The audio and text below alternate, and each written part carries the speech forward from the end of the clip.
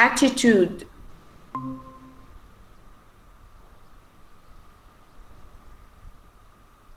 attitude.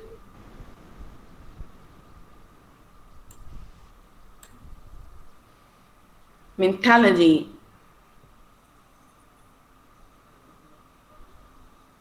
mentality.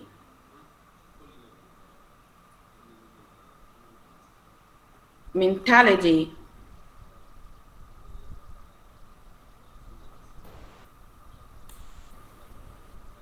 determine.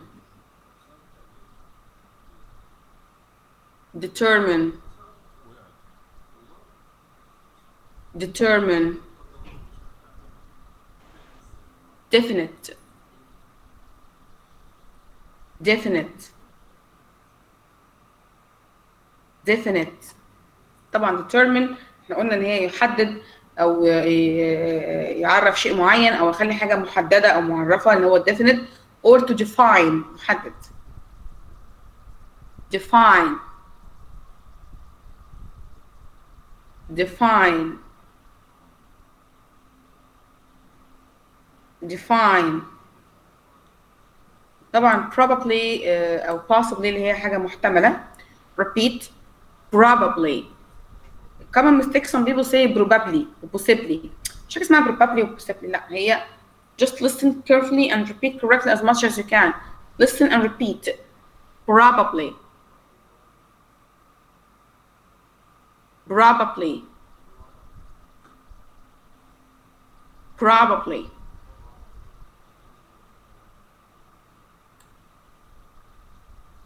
possibly. possibly.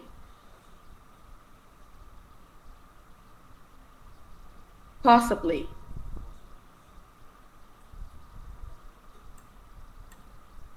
avoid.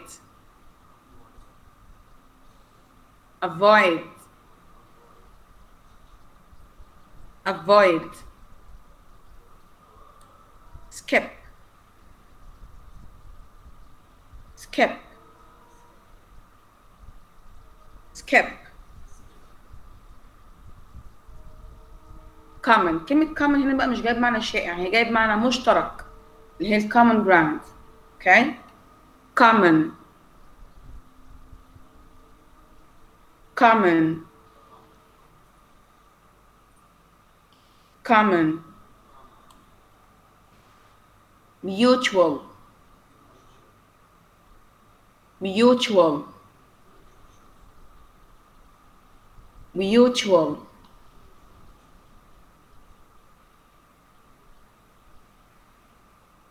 experience.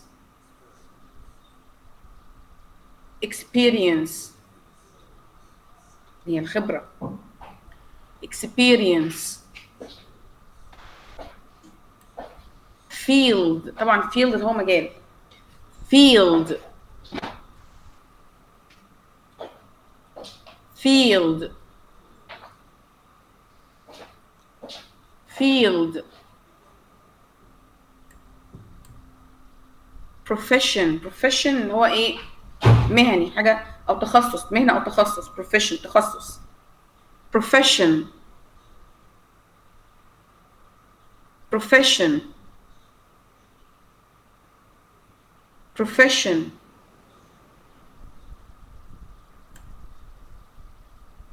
الpoints of view اللي هي وجهات النظر. points of view.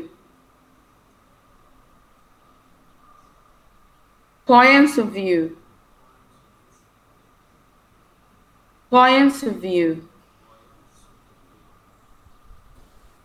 politics.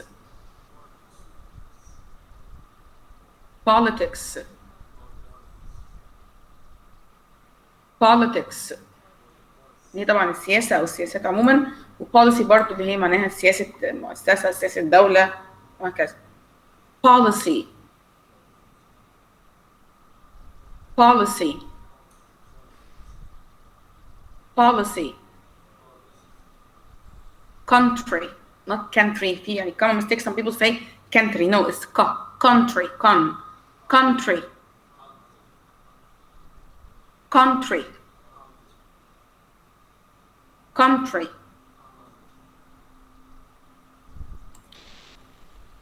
religion, religion, religion, believing, believing الاعتقاد, believing,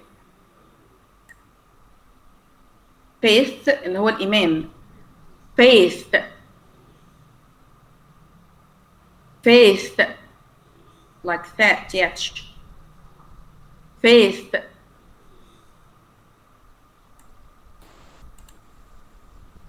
controversial, die j sound echt, controversial, controversial, problematic, إشكالي يعني, problematic,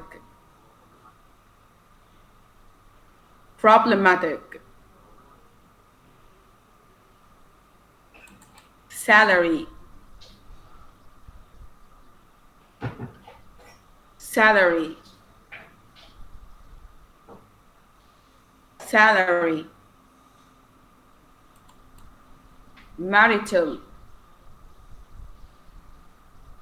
marital, marital, status, status, status,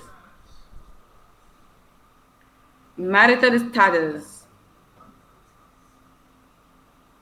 marital status,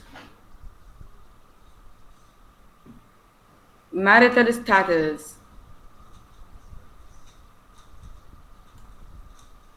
social, social, social. Now you're gonna listen again to the video. Listen, and we have the text in front of us. And after that, we're gonna have the other or the next video. بعد كده نشتغل في الفيديو اللي بعده. Okay?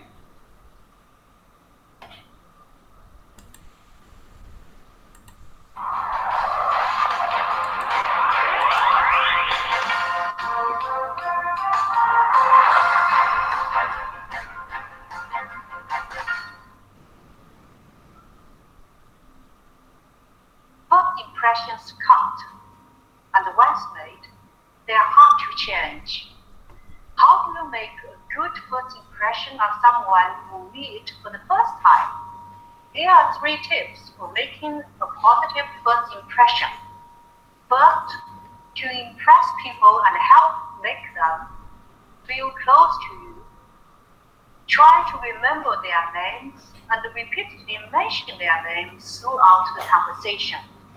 Second, remember that when responding to any question, do not just answer yes or no. Try to elaborate as much as you can. Also, try to find some common ground or common hobbies. There may be a common hobby, a similar academic background, some family activities, or related work experiences that you can share and discuss. All of these suggestions may help you to enrich your conversation.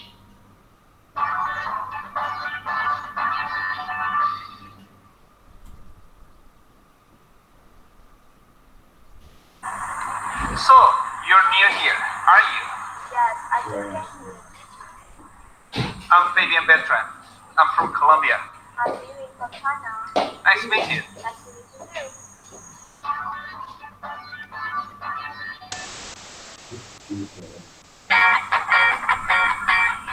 Great music.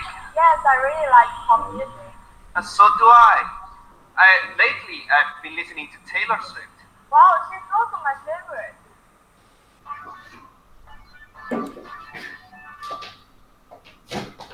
Have you ever taken a class with Mr. Lee before? No, I haven't, but I heard he's a teacher. I had him for math last year. He's very strict, but he's very friendly. in work culture, it is important to make a good first impression.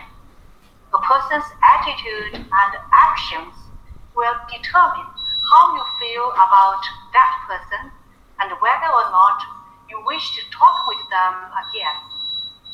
If a person makes a bad first impression by being rude, you would probably want to avoid talking with them in the future. The good first impression will make you talk to them. This mentions several pieces of advice that making a good impression in conversation. Remembering someone.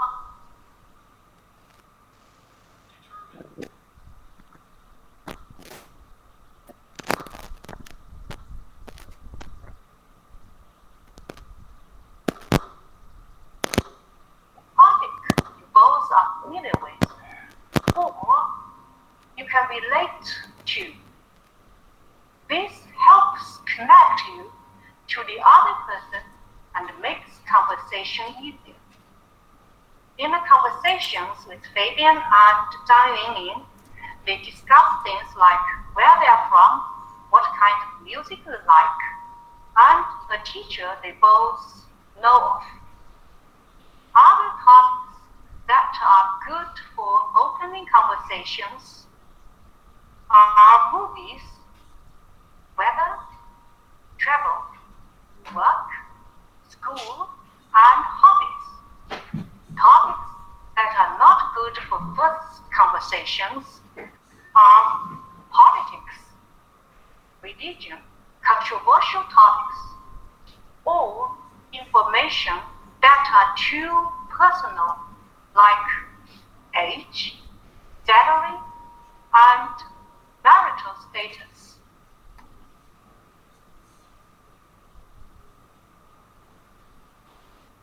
Okay, that's for this video.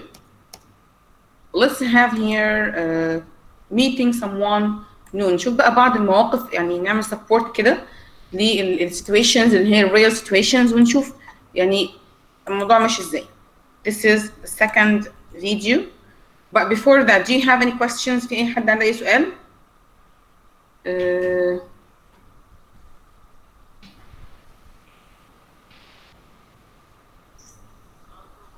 طيب.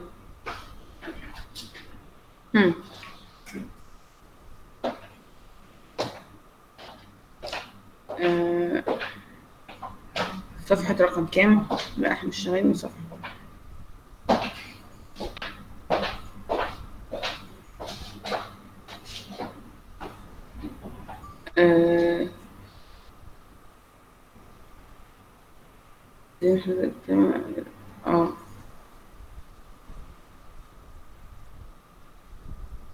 طيب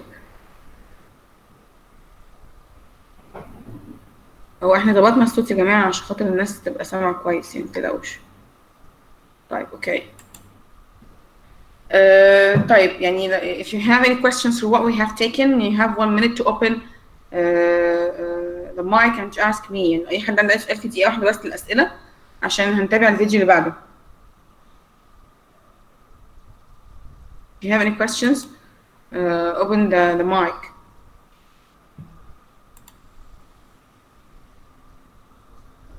احنا كده وضحنا كل الكلمات، وعلى فكرة احنا ماشيين بالراحة جدا، مع ان احنا الريتم المفروض يبقى اسرع من كده شوية، بس عشان خاطر الناس لسه خارجة من ليفل 1 ف احنا ماشيين معاهم بالراحة يعني. اوكي. بس مسألة تعود يا جماعة الناس اللي قلقانة. طيب مفيش أي أسئلة يعني أكمل عادي؟ مش أي حد عنده أي سؤال؟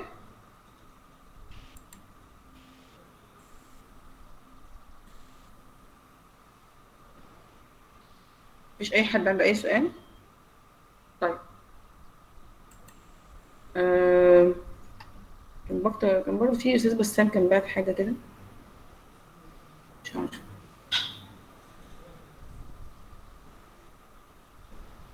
طيب. طيب النهارده الناس متابعه وايه ومبسوطه. شكرا يا دكتور. ده وفاء صفوت سوهاج. طيب شكرا يا دكتور وفاء.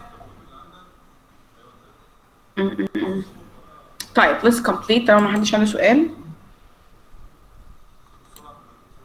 طيب in this part we're going to listen to some situations. نسمع بعض situations هنشوف شرح السيتويشنز دي. لو سمحتي اتفضلي يا فندم. احنا من كلية السادات فتحنا النت كان فاصل، ففات مننا يجي ساعة وربع في الأول، فمش عارفين هو فاتنا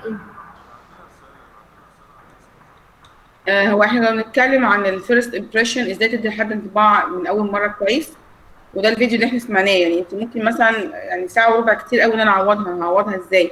فنصيحتي ليكي ان انت الفيديوز عندكم تقريبا اترفع لكم كل الفيديوهات المره اللي فاتت يوم الثلاث، فانت بس اسمعي فيديو نمبر 4 اللي هو على الفيرست امبريشن، وهتلاقي شرحه ان هو موجود. يعني هتلاقي ان هو الكلمات الصعبه اللي موجوده فيه هي انا هكتب حتى ان هو فيرست امبريشن عشان الناس تبقى عارفه احنا بنكتب في انهي المعايير بتاعت انهي جزء بالظبط. اللي هو نمبر 4 فيرست امبريشن، اللي هو ازاي ادي انطباع كويس لاي حد. وهتلاقي ان هو كمان الشرح بتاعه يعني موجود، ان هو اللي هو مش الشرح بقى، لا موجود السكريبت بقى، الكلام اللي بيتقال في الفيديو هتلاقيه مكتوب برده في الفايل اللي اترفع لكم المره اللي فاتت برده، اللي هي نمبر 4 فيرست امبريشن. فساعه وربع عوضها كتير قوي، وفي نفس الوقت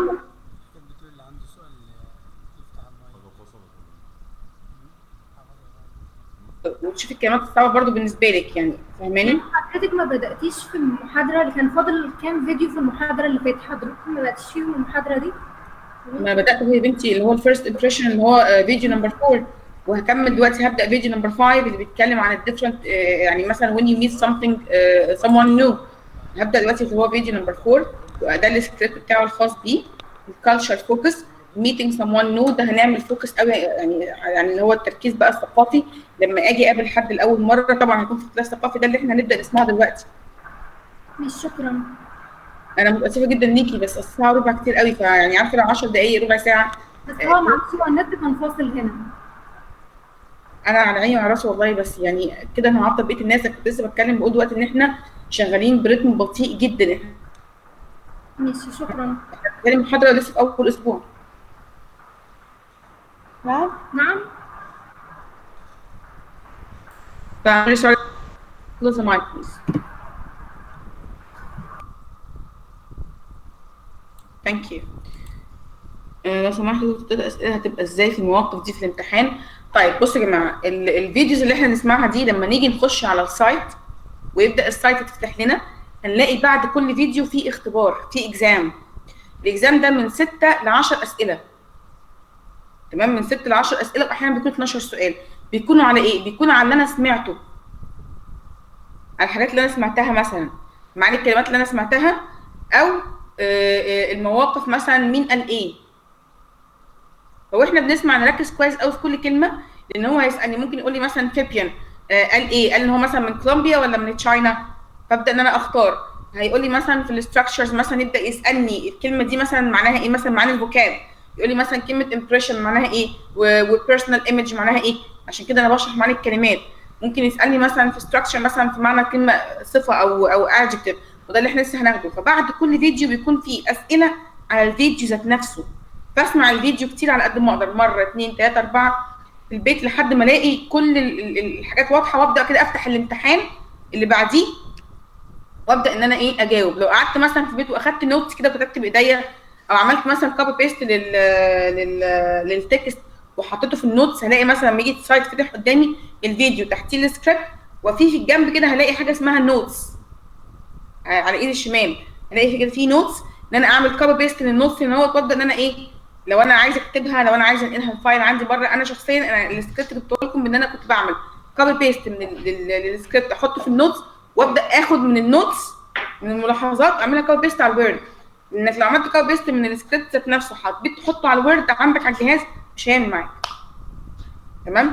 فالامتحان يا دكتور احمد في حاجه زي كده ان انا اسمع الفيديو كويس قوي، وبعد كده هو ابدا اجاوب الاكزام اللي هو يعني from 6 to 12 questions، يعني بناء على اللي انا سمعته في الفيديو ده بمنتهى البساطه. ده غير الاكزام اللي انا هعمله على البوك اللي احنا هنشتغل منه برضه. هنشتغل من امريكان انجلش فايل النهارده، وهنمشي في كل جزء في المحاضره لازم اشتغل جزء منه، حتى لو هشتغل فايل واحد بس دوت هيكون مدعم للماتيريال اللي احنا شغالين بيها، لازم ان انا اخد جزء منه.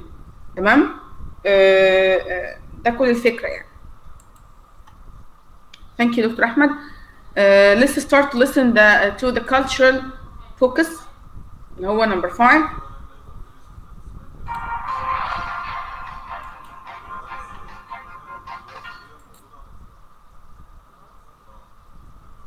Hi, Shalom and Dean. How are you?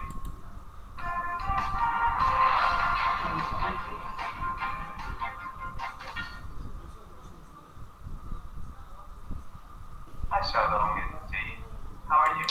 Today we're going to talk about some things you should keep in mind when meeting people from a different country.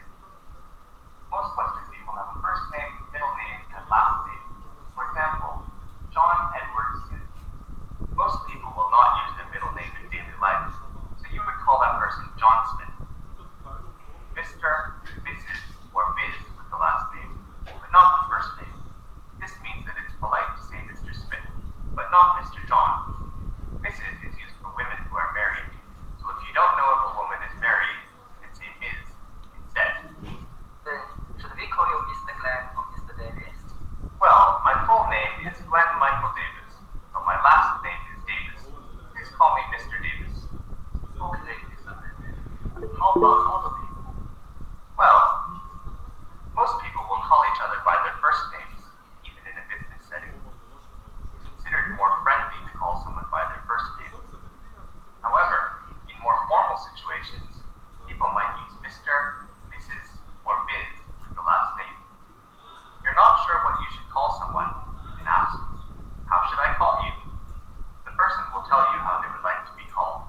So this is the most polite option.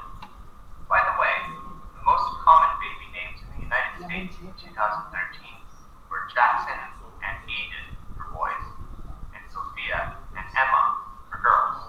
What should I think about when I meet someone? Well, different countries have different ideas. Let's take this point. If you remember, we talked in level 1 about the style of the American names, the American names style. قلنا الامريكان names، قلنا الفيرست نيم واللاست نيم، مثلا براد بيت لجينيفر لوبيز لانجلينا جولي for example, and I said my name before.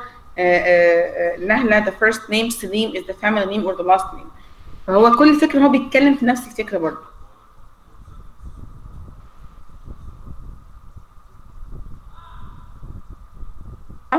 هعيدها تاني وهزود عليها عشان خاطر ان احنا نتواصل مع الجزء اللي اتقال هنا ده فيما يخص meeting someone new culture focus number 5 اهي عشان محدش يتلخبط واحنا بنشرح او في الكتابة هنا اهو. طيب for example if we have here George push.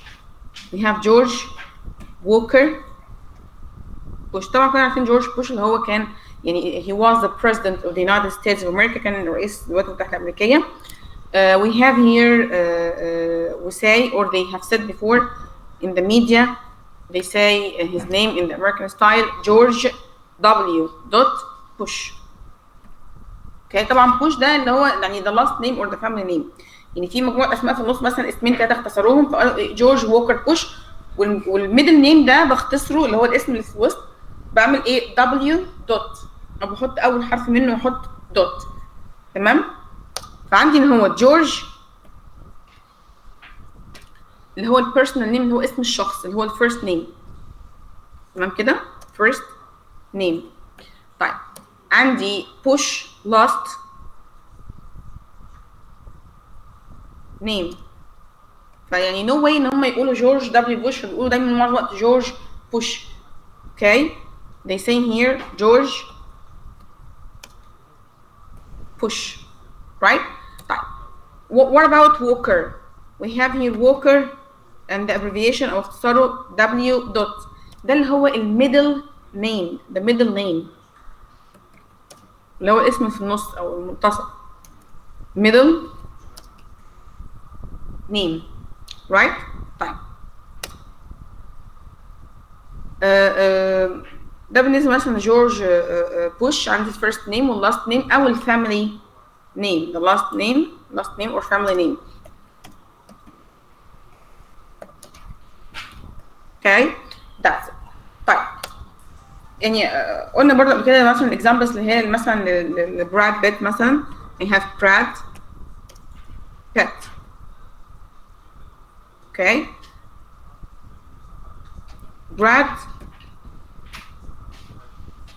this is the first name. Pitt,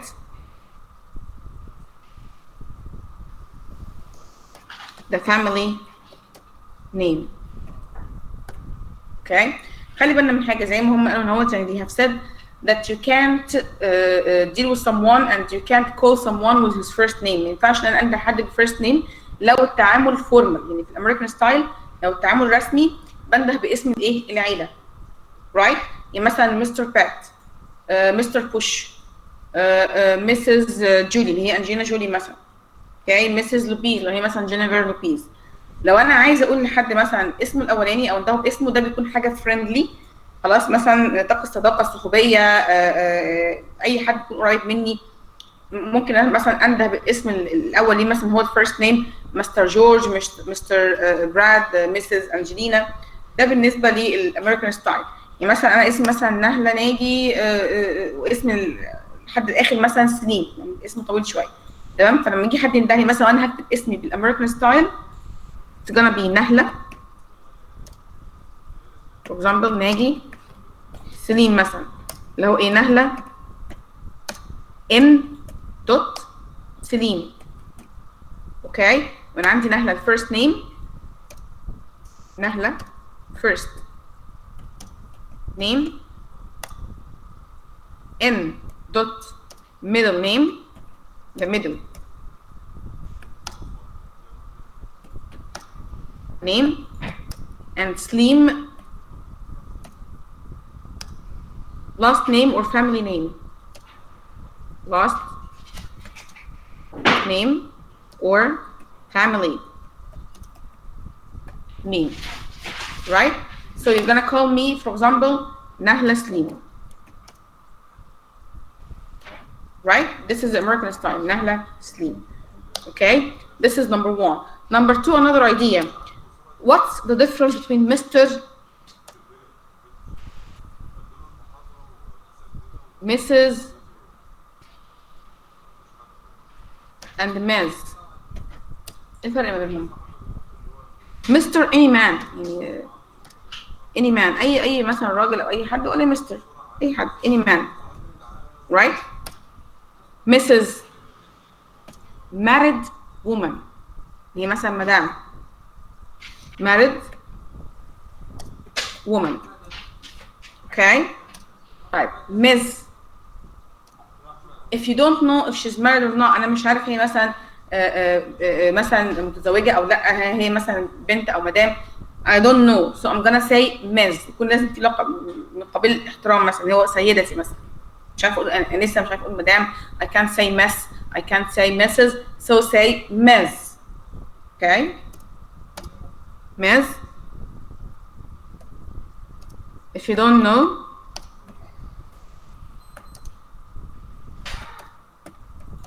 if she's married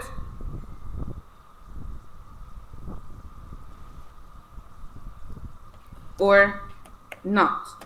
okay طيب دي برضه جزئيه كان بيتكلم فيها Mr. any man، Mrs. married woman. okay Ms. if you don't know if she's married or not، مش عارفه هي كانت متزوجه ولا لا، right؟ طيب let's read what we have taken here. How is today we're going to talk about some things we should keep in mind. في حاجات لازم ان احنا should keep in mind، يعني لازم ان احنا ناخدها في الاعتبار when meeting country. Most Western people have a first name, middle name and last name. هو هنتكلم ان في different مثلا في دولة مثلا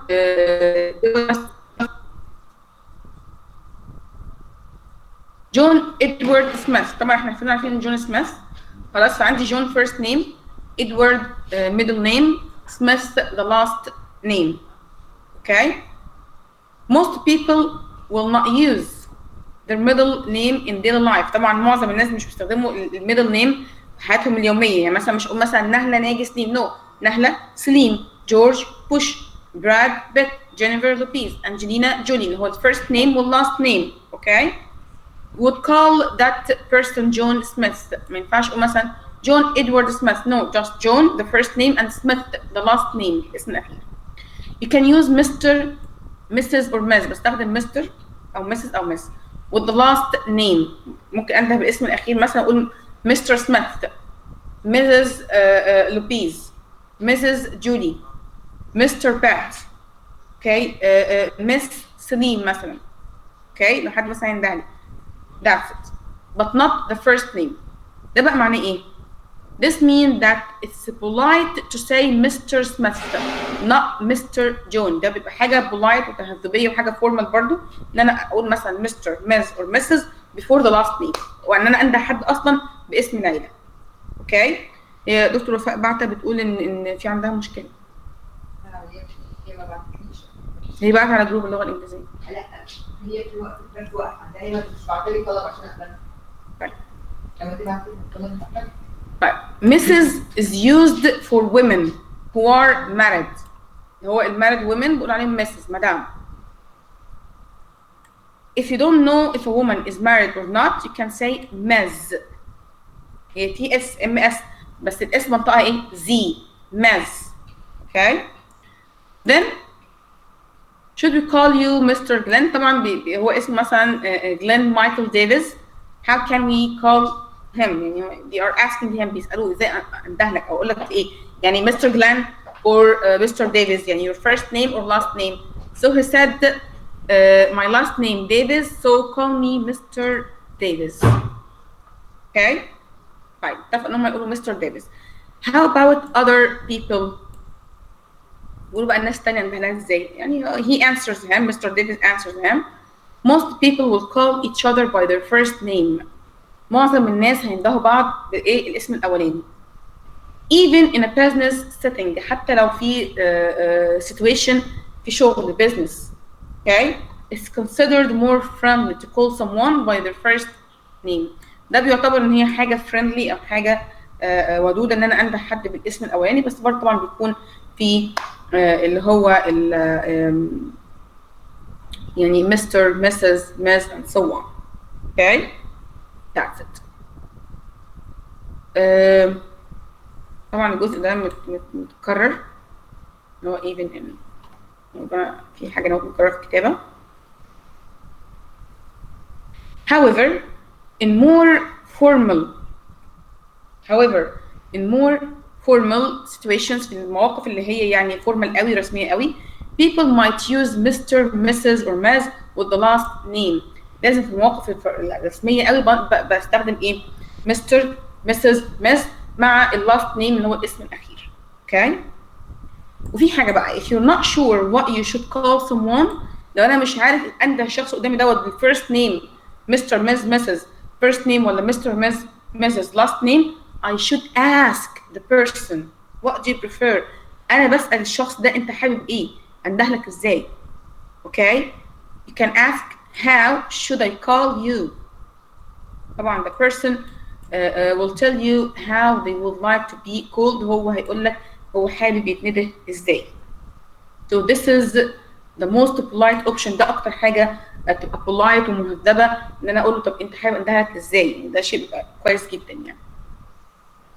طيب the most common baby names in the United States in 2013 were Jackson, Aiden for boys and Sophia and Emma for girls. هو برضه ادى ملحوظه كده ان معظم الاسماء البيبيهات في United States of America من 2013 كانت جاكسون وايدن للبويز وصوفيا وايما للجيرلز. هو قصده ان هو يقول ان انا في الحاله دي، في الكيس دي، لما الاقي مثلا اسماء كتير متكرره، نفس اسم متكرر كتير زي جاكسون وايدن وصوفيا وايما، يعني I should ask or I should call them by the last name، انده باسم الاخير او باسم العيله اللي هو الفاميلي name. Okay. Let's have this part. what should I talk about when I meet someone new. هنا بقى هننقل الجزئيه الثانيه دي بقى support، دي discussion هم عاملينها، بيتكلموا في نفس الافكار اللي احنا اتكلمنا فيها في الفيديو اللي قبل كده اللي هو فيديو نمبر 4 عن ال different cultures. فبيسالوا يعني what should I talk about when I meet someone new for the first time. Let's listen. For boys, and Sophia and Emma for girls. What should I talk about when meeting someone? Well, different countries have different ideas about what is considered private information. In many Western countries, it's considered rude to ask how old someone is, how much they weigh, whether they are married or single, or how much money they make. You may be able to ask after you become good friends, but definitely stay away from those topics if you're in a business situation. Instead, you can talk about sports, movies, TV, books, news, weekend or holiday plans, and how someone is feeling. How's it going is a common greeting. This sounds really complicated. Don't worry about it. The most important thing is to be friendly. As long as you're friendly and have a big smile, the other person will be happy to meet you. So go out there and meet some new people. Okay. Section 1.6.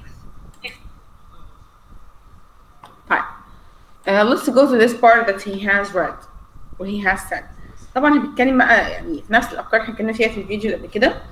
What should I talk about when I meet someone new؟ المفروض اتكلم عن ايه لما اقابل حد جديد او لاول مره.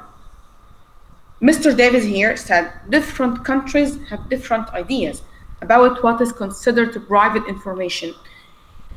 باختلاف البلاد عندي معتقدات مختلفة أو أفكار مختلفة إيه اللي بيتم اعتباره what is considered private information، معلومات خاصة جدا. In many Western countries في معظم أو في العديد من الدول الموجودة في الغرب it's considered rude to ask how old someone is. ده يعني impolite، rude impolite من غير مهذب أبدا أو حاجة طبعا بتكون غير مهذبة إن أنا أسأل حد مثلا how old are you؟ عندك كام سنة؟ okay. how much they weigh اللي هو الوزن. انت وزنك كام؟ ما ينفعش اسال حد طبعا وزنك كام، يعني في اي حد في اي دوله ما ينفعش اقابل حد اول مره اقول له يعني how much you weigh يعني. okay. whether they are married or single، ما ينفعش اقابل حد يعني مثلا هنا عندنا في مصر للاسف برضه حاجه من الحاجات اللي مش حلوه، ممكن اقول لك ايه يعني are you married؟ are you single؟ are you in a relationship؟ are you engaged؟ لا طب مش هنفرح بيك، طب انت مش بتتجوز، طب انت مش مخطوبه، طب انت لا طبعا دي حاجه impolite تماما يعني.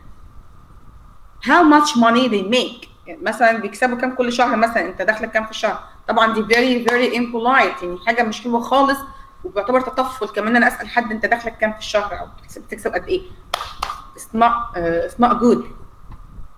you may be able to ask after you become good friends. انت ممكن احيانا لو انتوا بقى كلوز فريندز قوي وبقيتوا صحاب قوي وانت بتثق جدا في اللي قدامك، ده ممكن يحصل مثلا الثقه دي بعد 3 4 سنين تبدا ممكن لو هتخرج مثلا معلومه خاصه بيك انت او بكسب قد ايه او عندي كام سنه او في علاقه ولا لا يعني anyway. بس ده انا وجهه نظري الشخصيه المتواضعه، ده بيكون بعد ثقه بمراحل، يعني اللي هو مثلا حد قضيت معاه فتره كبيره جدا اصحابه كده خلاص انا وثقت فيه مثلا بعد 3 4 سنين صحوبيه. ونصيحه مني يعني ما حدش يثق في صاحبه الا بعد 3 4 سنين عشره، لان ده ممكن تعاشر حد لمده سنه او اقل من سنه وتشوف ان هو حد كويس، بس بعد السنه دي تكتشف ان هو صاحب يعني not good friend. يعني انا شخصيا بقى ليا معتقد في الحياه يعني من كتر الواحد شافه وبقول لكم الخبره خلاص والاكسبيرينس بتاعتي ان انا ما بثقش في حد كصاحب او كصاحبه الا بعد 10 سنين. بعد اللي حصل في الكليه في الكليات عارف يعني فهم ممكن مثلا بعد 3 4 سنين تثق فيه، بس انا شخصيا ما بثقش في حد غير من اصدقاء الطفوله اللي هم بقى لهم معايا مثلا 20 25 سنه ولا حاجه، متربيين احنا مع بعض من واحنا بيبيهات مثلا. يعني حد مثلا بقى لها مثلا صاحبتي بقى لها 15 سنه او بقى لها 20 سنه فاس اوكي خلاص احنا عرفنا، يعني ما كانش في مصلحه للصحوبيه بتاعتنا، احنا اصحاب من واحنا في ابتدائي او في اعدادي. لكن ايه الاصحاب اللي فيما بعد التخرج بصراحه يعني بلاش تثق في حد اللي بعد 5 سنين صحوبيه او معرفه يعني ده نصيحه مني ليكم يعني. واسفه ان انا خرجت بره سياق الموضوع احنا بنتكلم فيه، بس يعني كانت نصيحه حابه ان انا اقولها لكم يعني. طيب you may be able to ask after you become good friends، بعد ما نبقى اصحاب قوي ممكن تسال احيانا but definitely stay away from those topics. يعني قال لك surely definitely بالتاكيد لازم تبقى بعيد عن المواضيع دي كلها في الكلام مع اي حد يعني even if you're close friends. Okay? If you're in a business situation instead you can talk about sports. لو انت في business situation في سياق عمل او في موقف عمل من الافضل انك تتكلم عن ايه؟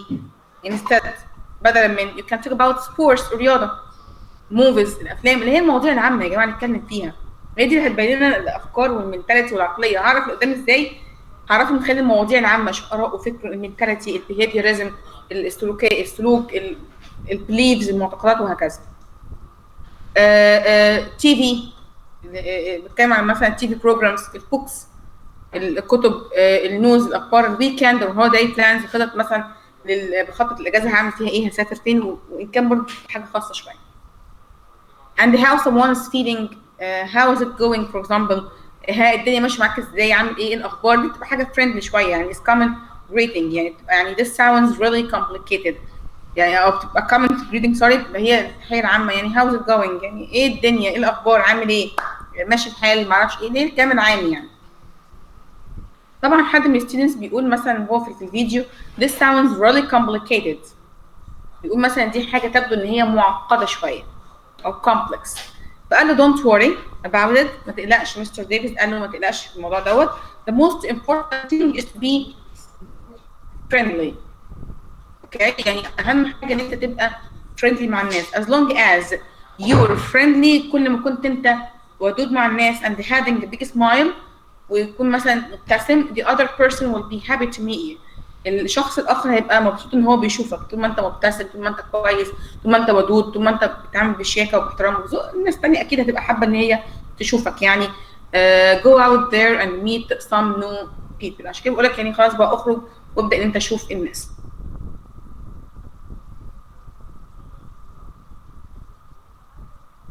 الجزء اللي احنا اخدناه دوت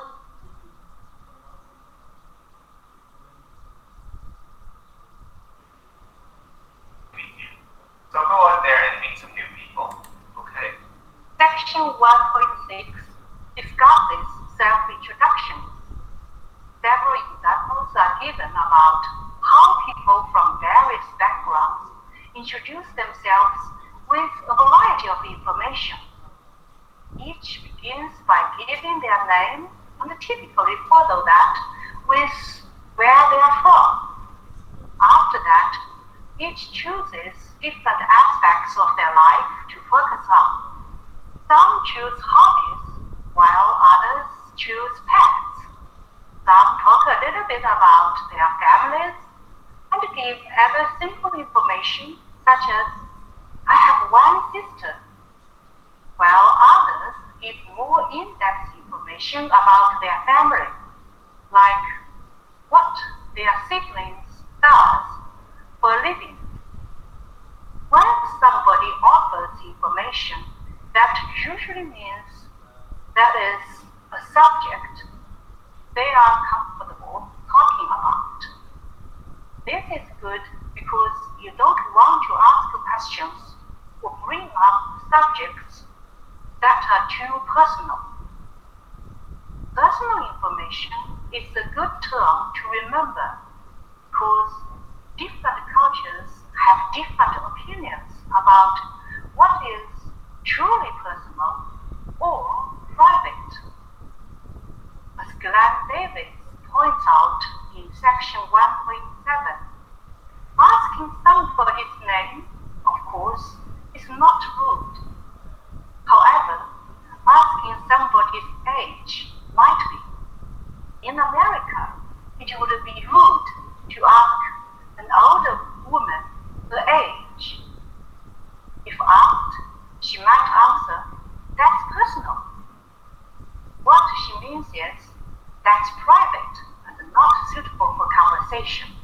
If somebody does not wish to continue talking about a subject, there are a number of ways to politely express this, either directly or indirectly. اوكي هي بقى بتشرح الكلام اللي حصل بمعنى ايه. The first point she said that in section 1.6 في السكشنز اللي احنا سمعناها قبل كده اللي هو الفيديوز اللي هو الفيديو دوت والفيديو اللي قبليه. discusses self introductions اللي هو التقدمة اللي هي التقدمة الشخصية how to introduce yourself ازاي بقدم نفسي. وكان عندي several examples. several means many العديد من من الأمثلة are given about how people from various backgrounds introduce themselves ازاي الناس من ثقافات مختلفة من خلفيات مختلفة متعددة many okay introduce themselves with a variety of information يقدموا نفسهم بالعديد من المعلومات. Each begins by giving their name. كل واحد بيبدأ باسم مثلا my name is نهلة مثلا for example. And typically follow that with where they are from. هم منين مثلا my name is نهلة I'm from Cairo in Egypt. After that each chooses different aspects. يعني aspect يعني هو يعني جهة أو اتجاه أو حاجة خاصة في الحياة aspects of their life يعني حاجة مختلفة في حياتهم أو اتجاه في حياتهم أو جزئية في حياتهم أو نقطة محددة في حياتهم to focus on إن هم يركزوا عليها. Some choose hobbies. بعض الناس بتختار مثلا هواياتهم المفضلة بتاعتهم الهوايات اللي بيتكلموا عن هواياتهم. Others choose pets. حد بيتكلم عن البريفيربل أو الفيفورت pets أو الحيوانات المفضلة. حد بيحب مثلا يحط عنده سلحفاة في البيت turtle يربيها. حد بيحب مثلا الكاتس مثلا القطط الصغيرة يربيها. في بعض الناس هوايتها إن هي تربي أرانب. Some people have the hobby of raising dogs مثلا إن هم يربوا مثلا كلاب أو إن هم يبقى عندهم كلاب مثلا في البيت أو العصافير أو أيا كان يعني. Some talk a little bit about their families. بعض الناس بتتكلم بطريقة مختصرة عن الفاميلي مثلا they give simple information مثلا أنا عندي أخ عندي أخت وهكذا. While others give more in-depth information. In-depth means deep information. Profound information. معلومات أكتر معلومات متعمقة أكتر about their family like what their siblings do for a living. مثلا siblings اللي هم sisters brothers اللي هم الإخوات. siblings means sisters and brothers. Okay. بيعملوا إيه مثلا بيشتغلوا إيه مثلا do for a living. Okay.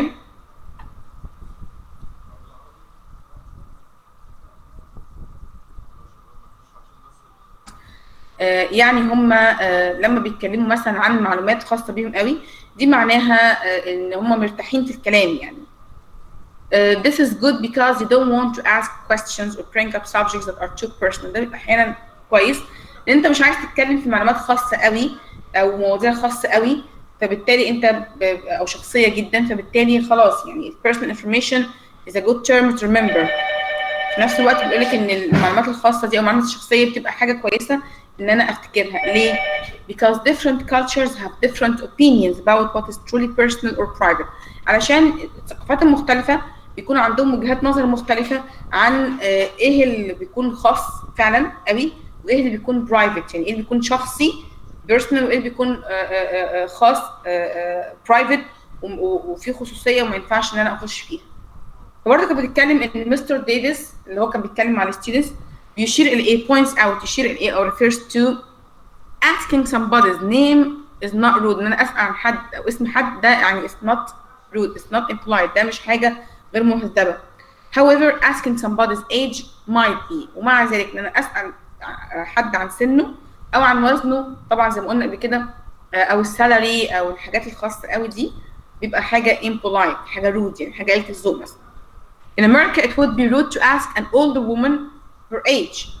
ما ينفعش ان انا اسال مثلا ست مثلا كبيره او اي ست او بنت اقول لها مثلا how old are you because if you asked her she might answer that's personal. ممكن حاجه تقول لك يعني دي حاجه شخصيه او حاجه خاصه ما ينفعش انك تسال فيها يعني. Okay.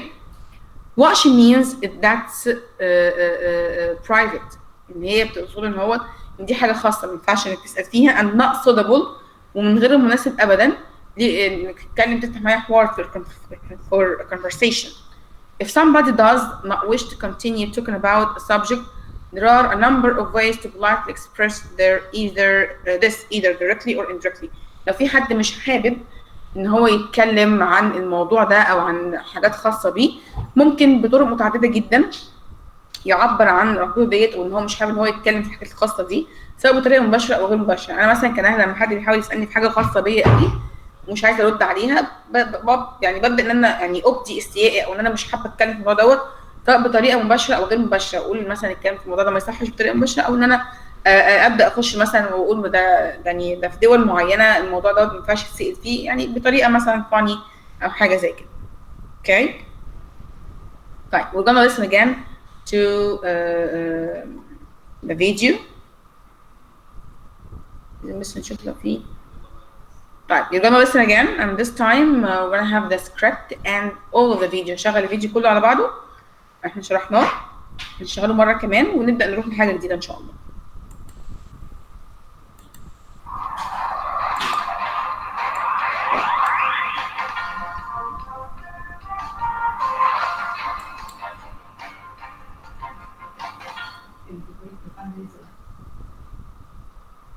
Hi, Xiaodong and Dee.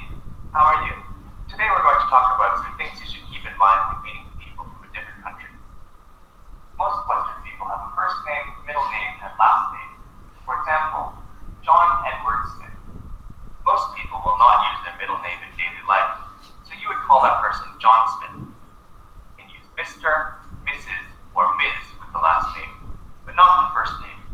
This means that it's polite to say Mr. Smith, but not Mr. John. Mrs. is used for women who are married, so if you don't know if a woman is married, you can say Ms. instead.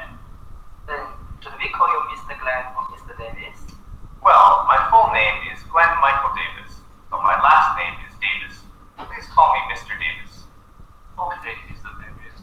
How about other people? Well, most people will call each other by their first names, even in a business setting. It's considered more friendly to call someone by their first name. However, in more formal situations, people might use Mr., Mrs., or Ms. with the last name. If you're not sure what you should call someone, you can ask, "How should I call you?" The person will tell you how they would like to be called, so this is the most polite option. By the way, the most common baby names in the United States in 2013 were Jackson and Aiden for boys, and Sophia and Emma for girls. What should I talk about when meeting someone new? Well, different countries have different ideas about what is considered private information. Many Western countries, it's considered rude to ask how old someone is, how much they weigh, whether they are married or single, or how much money they make. You may be able to ask after you become good friends, but definitely stay away from those topics if you're in a business situation. Instead, you can talk about sports, movies, TV, books, news, weekend or holiday plans, and how someone is feeling. "How's it going?" is a common greeting. This sounds really complicated. Don't worry about it. The most important thing is to be friendly. As long as you're friendly and have a big smile, the other person will be happy to meet you. So go out there and meet some new people. Okay. Section 1.6 discusses self-introduction. Several examples are given about how people from various backgrounds introduce themselves with a variety of information. Each begins by giving their name and typically follow that with where they are from. After that, each chooses different aspects of their life to focus on. Some choose hobbies, while others choose pets. Some talk a little bit about their families and give other simple information such as, "I have one sister," while others give more in-depth information about their family, like what their siblings does for a living. When somebody offers information, that usually means there is a subject they are comfortable talking about. This is good because you don't want to ask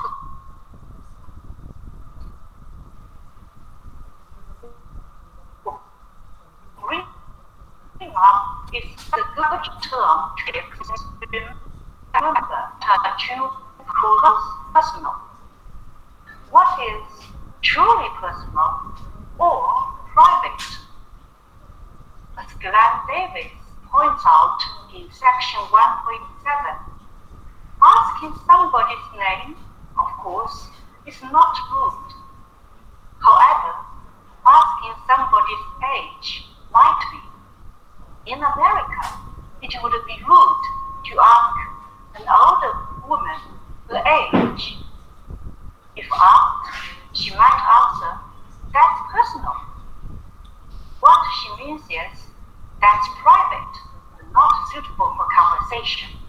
If somebody does not wish to continue talking about a subject, there are a number of ways to politely express this, either directly or indirectly.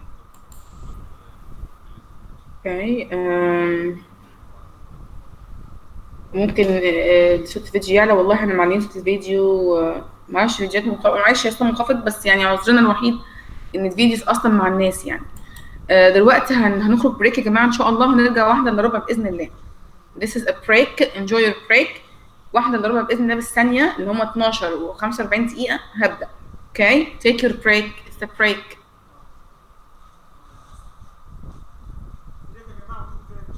وبنحاول نشرحها لكم وبنحاول نترجم الترجمات الخاصه بيها وهي تقصد بيها ايه. فده بناء عليه هو ده اللي هيحصل مع حضراتكم من يوم الاحد ان شاء الله. فما تقلقوش، الموضوع يعني سهل وبسيط، وزي ما احنا بدأناه هنكمله مع بعض ان شاء الله. استاذه نهله، حضرتك عايزه تكملي على الصفحه من عندي ولا عايزه تكملي من الفيديوهات اللي مع حضرتك؟ لا انا عادي، انا مش فارق معايا، انا كده الاكونت بتاعي مفتوح معاكم. حبيتوا مش نكمل من الاكونت ده؟ اهو بصي اهو الاكونت اسهل حتى بدل ما انزل فيديوهات كتير، حتى تشوفي لهم الكويزز ماشيه ازاي. بس عايزه اكد لهم على حاجه بالنسبه لموضوع الكويز، ان هم لازم يحلوهم في البيت مع نفسهم. انا قلت لهم ما هم هيحلوا يذاكروا الفيديو كذا مره في البيت ويجوا بعد كده بقى يعني كل واحد عارف درجته يعني. ما هو ده وهو هيبان الدرجه بتاعتهم. انا عايزه اوضح لهم كمان حاجه، ان في الجزئيه دي اللي هنا بيبان الدرجه بتاعت حضراتكم. يعني انتوا لو يعني انت بس مش هنا في كويز 1 كذا ده هيبان الدرجه بتاعته على طول، انت اصلا بتعرف ده. بالاضافه ان احنا كمان هنديكم اوبشن زياده، الا ان هو التحدث مع كل المشتركين على الكورس ده من خلال الانترنت. مش مشترك فيه حضراتكم بس، هو مش مخصص ليكم انتوا بس، هو متخصص لاي حد من اي دوله من العالم عايز يشارك فيه. فهتلاقوا في حاجه اسمها كومنت دي تقدر تدخل فيها تشتغل تشيك مع اي حد من اي دوله من الدول، تتعرف عليه، يكون عندك ثقافات مختلفه. هو ده الفكره الاساسيه من ان انت كمان مش انك تاخد كورس. اولا احنا كده بنشتغل اونلاين، ما بنسيبكش لوحدك، لا احنا معانا مدرب، والمدرب ده بيشرح لنا المنهج فيه اللي هو المنهج موجود معتمد. تاني حاجه ان حضرتك تقدر تتعامل بشكل كل سؤال كل حاجه ذاكرتها هتلاقي الحاجه قدامها على طول الامتحان بتاعها عشان تقدر تقيس نفسك انت اشتغلت عليه ازاي. تالت حاجه انت كمان هيبقى عندك ثقافه، تقدر تتصاحب مع ناس كتيره جدا من اللي موجوده على الموقع، ولكن لازم تكونوا حذرين. الشات لا، هو مجرد الحوار حوالين الموضوع، والحوار حوالين الموضوع بيدي انك انت كمان بتدور انك انت ازاي ترد عليه وبيكلمك. وعلى فكره اللي جاي يتعلم الكورس ده مش بيتكلم انجليزي، يعني ممكن يكون بيتكلم صيني، بيتكلم فرنساوي، بيتكلم الماني، بيتكلم اي لغه وات ايفر، اي لغه كان، ولكنه جاي عشان يتعلم اللغه الانجليزيه زي حضرتك بالظبط. فانتوا الاثنين مبتدئين وبتحاولوا تدوروا وتحاولوا تتكلموا مع بعض، الا اذا كان هو داخل الكورس ليه. انا هسيبكم مع الاستاذه نهله، وانا فاتحه لكم الاكونت بتاعي تقدروا تشتغلوا منه زي يعني عشان لو هي توضح لكم الموضوع منه بشكل اكبر. لحين ما يبقى يوم الاحد الاكونت تتفتح والابروف دي يحصل، يعني الابروف دي يوصل لكم، لان هو الابروف ده اتاخر بناء على ان الاستاذه تسنيم كانت بتتواصل معاكم وانتم بتتاخروا عليها في الرد بتاعها. شكرا لحضراتكم، واستاذه نهله بقى مع حضرتك. شوفي انت عايزه تشتغلي ازاي. هشتغل من الاكونت حضرتك على طول بقى عشان قاعد هو مفتوح وحل الامتحان لو طلع الشهاده كده. السلام عليكم ورحمة الله وبركاته. Welcome back. I hope that you're doing well and I hope that you have understood every speech or every word from Dr. أنوار. أتمنى الناس تكون يعني الدنيا وضحت لها أكتر. اوكي ده بالنسبة للجزء اللي دكتور أنوار. طيب بصوا بقى، هي الفكرة من ان احنا نفتح السايت من دكتور أنوار ان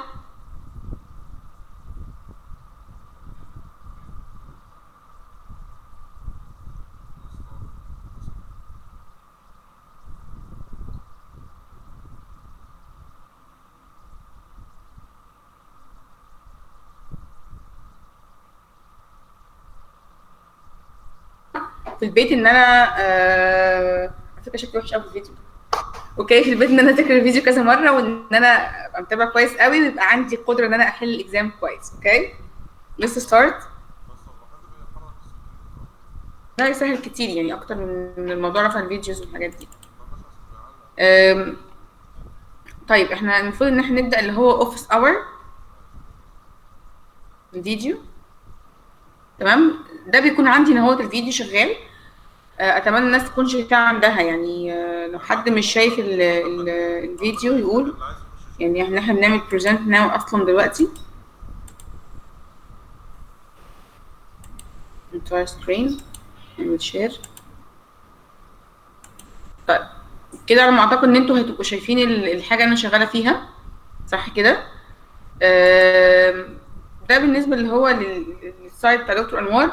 يبقى عندي هنا اهوت مثلا، يعني لو احنا رجعنا مثلا الصفحه لورا، عندي هنا اهوت مثلا ويك 1. ويك 1 هنا اهوت عندي طبعا الفيديوز اللي احنا اشتغلنا فيها.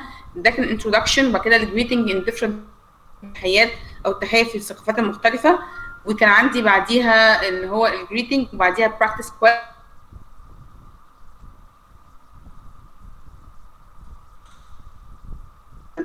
البريك ان الاكزام بيكون معتمد على اللي انا سمعته في الفيديو، مثلا مين قال ايه لمين، الكلمه دي معناها ايه، هاي وهلو مثلا، فورمال ولا انفورمال، ويلكم فورمال ولا انفورمال and so on. طبعا first impression، وبرده الفيديو والكويز. cultural focus meeting someone new اللي احنا يعني that we have listened to before the break اللي احنا سمعناه البريك، طبعا برده عليه كويز. وزي ما قلنا عدد الاسئله طبعا يعني اخره 12 ما بيزيدش عن كده، طبعا بيكون في 6 5 8 على حسب الكويز بيتكلم في ايه. عندي برضو الاوفيس اور ده 12 minutes وبعديه كويز 6 questions يعني او 5 questions. اوكي 5 questions. دي تشتغلوا انتوا فيها في البيت، يعني الناس بتفتح معاها السايت في البيت فيحلوا بقى في البيت. فالناس حتى لو ما فتحش معاها السايت لحد دلوقتي او مش هتفتح معاها السايت دلوقتي خالص، بمنتهى البساطه انت عندك الفيديوز اتبعتت لك، فانت تقراها كتير بالتكست بتاعها، تسمعها يعني تسمع الفيديو كتير بالتكست قدامك، الدنيا معاك تبقى زي الفل ما تقلقش. اوكي طب let's start to take office hour. This is 12 minutes. بيفتح معايا الفيديو، بيكون فيه هنا هو السكريبت الخاص بالفيديو.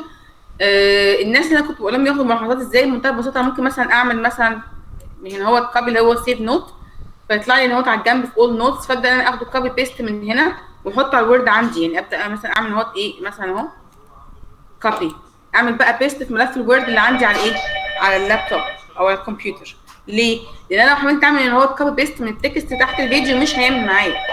هو بعمل هو كوبي بيست مفيش، يعني مثلا حاجات تانية خالص، اختيارات تانية. تمام. نبدا ان احنا نشيل النوت دي. طيب هسمع يعني we're gonna listen to the video and we have the script here. اوكي طبعا هحاول اكبر الخط على قد ما اقدر، اكبر الصفحه على قد ما اقدر عشان خاطر الناس تقدر تشوف السكريبت بطريقه اوضح. اوكي يمكن انا بفضل ان هو يكون يعني طيب بصوا اقول لكم على حاجه عشان خاطر الخط ممكن ما يكونش واضح من هنا. انا كده السكريبت ده موجود عندي على الوورد، فانا كنهله شخصيا، انا شخصيا يعني الاوفيس اور انا بفضل ان من الوورد اللي انا عامله له كوبي بيست هنا هو هيبقى افضل عشان الناس تبقى متابعه معايا اكتر. الخط هنا هو اعتقد ان هو يبقى اكبر واوضح، صح؟ من السايز نفسه يعني. طيب اتس اوكي لسه هاف ات نعمل كده اهوت كوبي، نحط النوت في الفايل بتاع الشرح office hour vocab. طيب let's start. You're gonna listen to the video and we're gonna have here the script. طبعا بيتكلموا ان هو يعني عاملين بقى بطريقه عمليه، يعني we have here practical meeting someone for the first time. It's practice بقى، في practice ان هو ونشوف الناس يعني how to introduce yourself. You say your name, you talk about where are you from, if you want to say your profession, your job, if you want to talk about your family and so on. طبعا يعني بدءا من الجزء ده من المحاضره وخاصه المحاضره الجايه ان شاء الله هنبدا ان احنا نسرع الريتم شويه، يبقى الفيديو شغال، مش محتاج ان احنا ننزل او ناخد وقت كبير في حاجه صغيره عشان خاطر ننجز، وفي نفس الوقت تكون الناس خلاص فهمت الدنيا ماشيه ازاي، فمش محتاج ان احنا نعيد ونزيد كتير يعني. ان شاء الله باذن الله الناس تبقى مستوعبه معايا يعني. Let's listen to the video.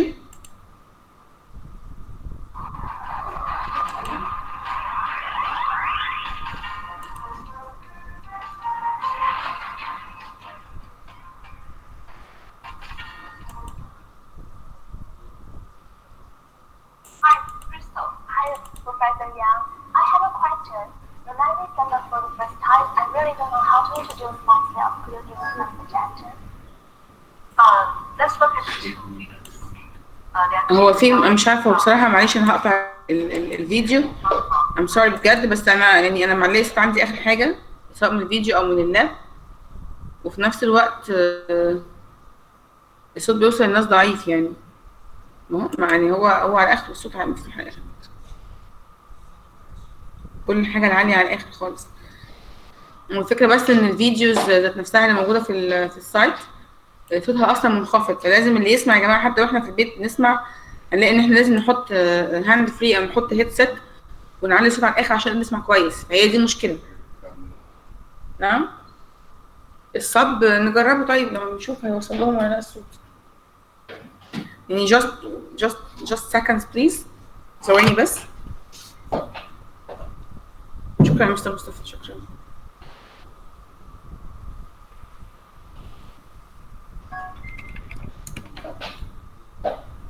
احنا بنحاول بس محمد احنا نعمل صب وصوت عالي ونشوف الصوت هيوصل ولا لا. مفيش تانية مفيش تانية.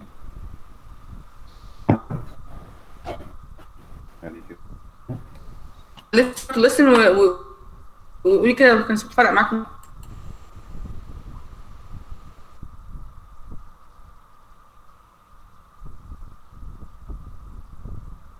School, I went to Europe with my parents. It's been a great experience to meet different people, to experience different culture, and to have different kinds of food.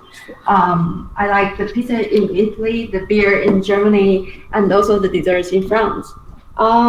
And when I was a junior, I went to America to attend an exchange program. At that time, I experienced the difference between American colleges and the university in China. The student and faculty relationship is different, and we have different courses. When I was على ما اعتقد يا جماعه صوت كويس ولا ايه؟ يعني لو في حد عنده برضه صوت مش واضح لسه، ما حطينا الميكسر وعملنا السماعات والصب على اعلى حاجه، فبليز يعني if you have any problem just send me on the chat of the program, okay? Let's start from the beginning and we're gonna have the script. When I meet someone for the first time,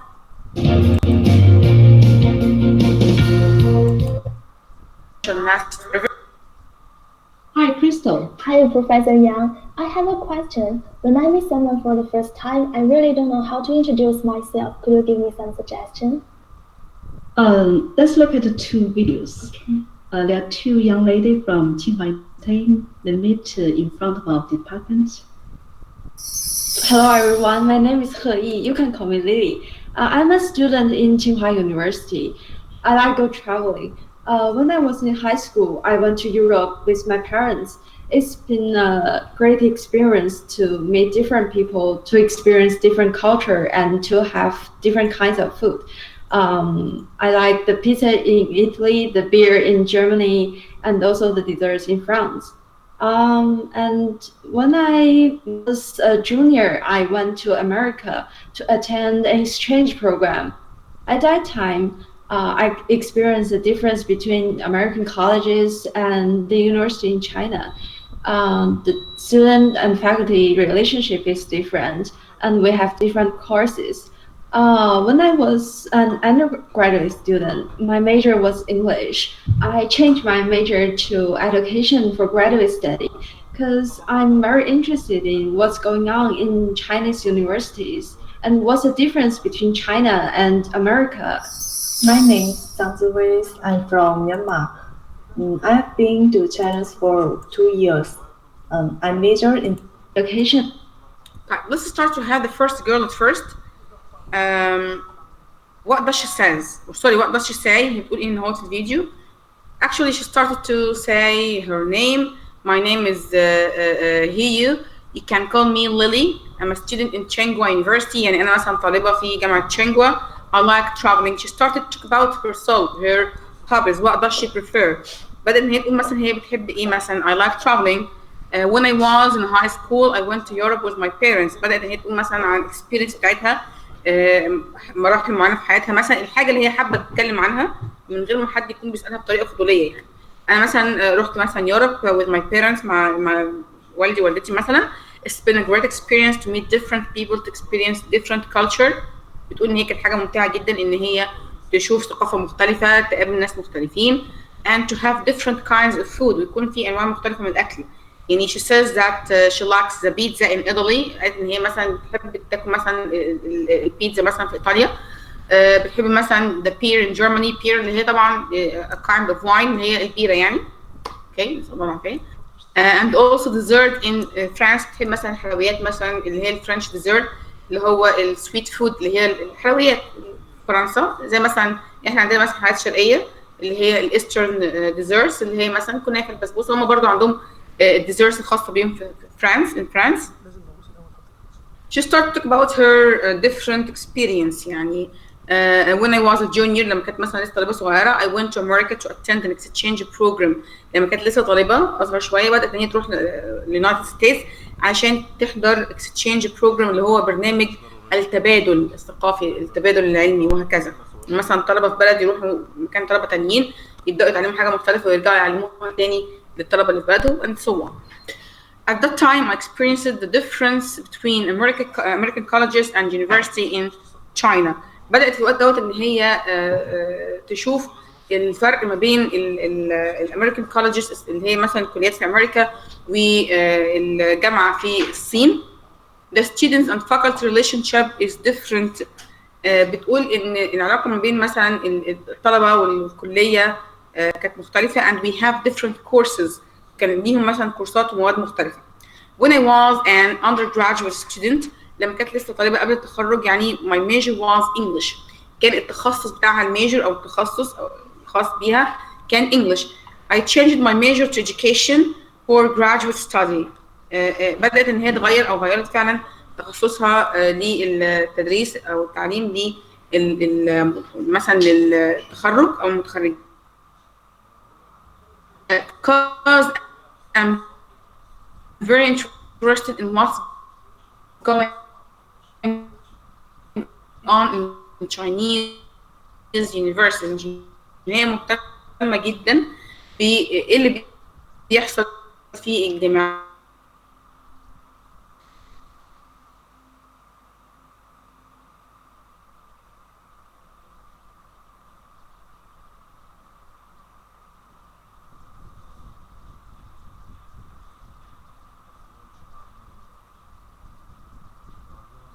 طبعا this is a kind of wine.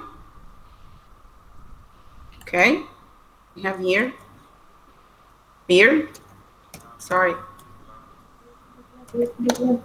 a kind of wine. دي يا جماعه فتح الصوت عنده او فتح المايك يقفله من فضلك.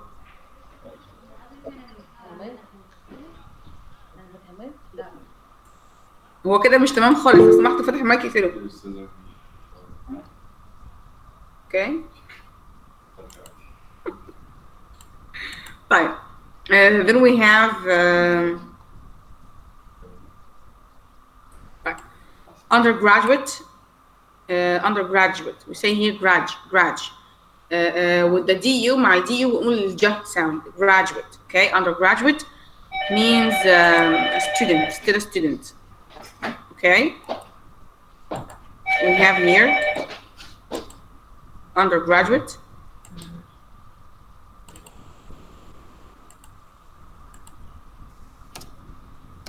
A student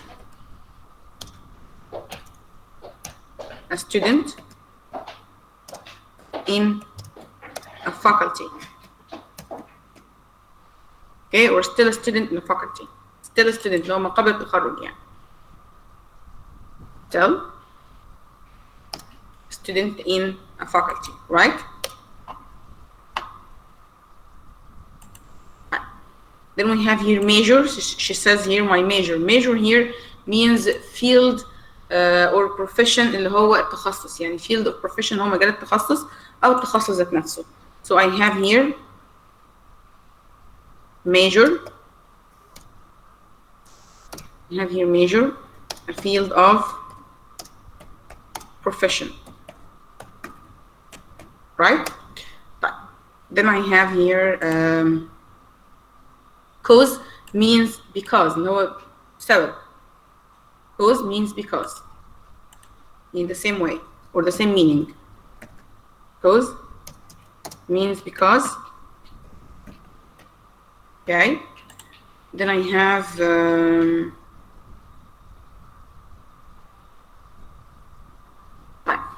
let's have here the other word, or the other girl. Let's listen. For graduate study, because I'm very interested in what's going on in China. Years. I've been to China. What's going on in Chinese universities, and what's the difference between China and America? My name is Zhang Ziwei. I'm from Myanmar. I've been to China for 2 years.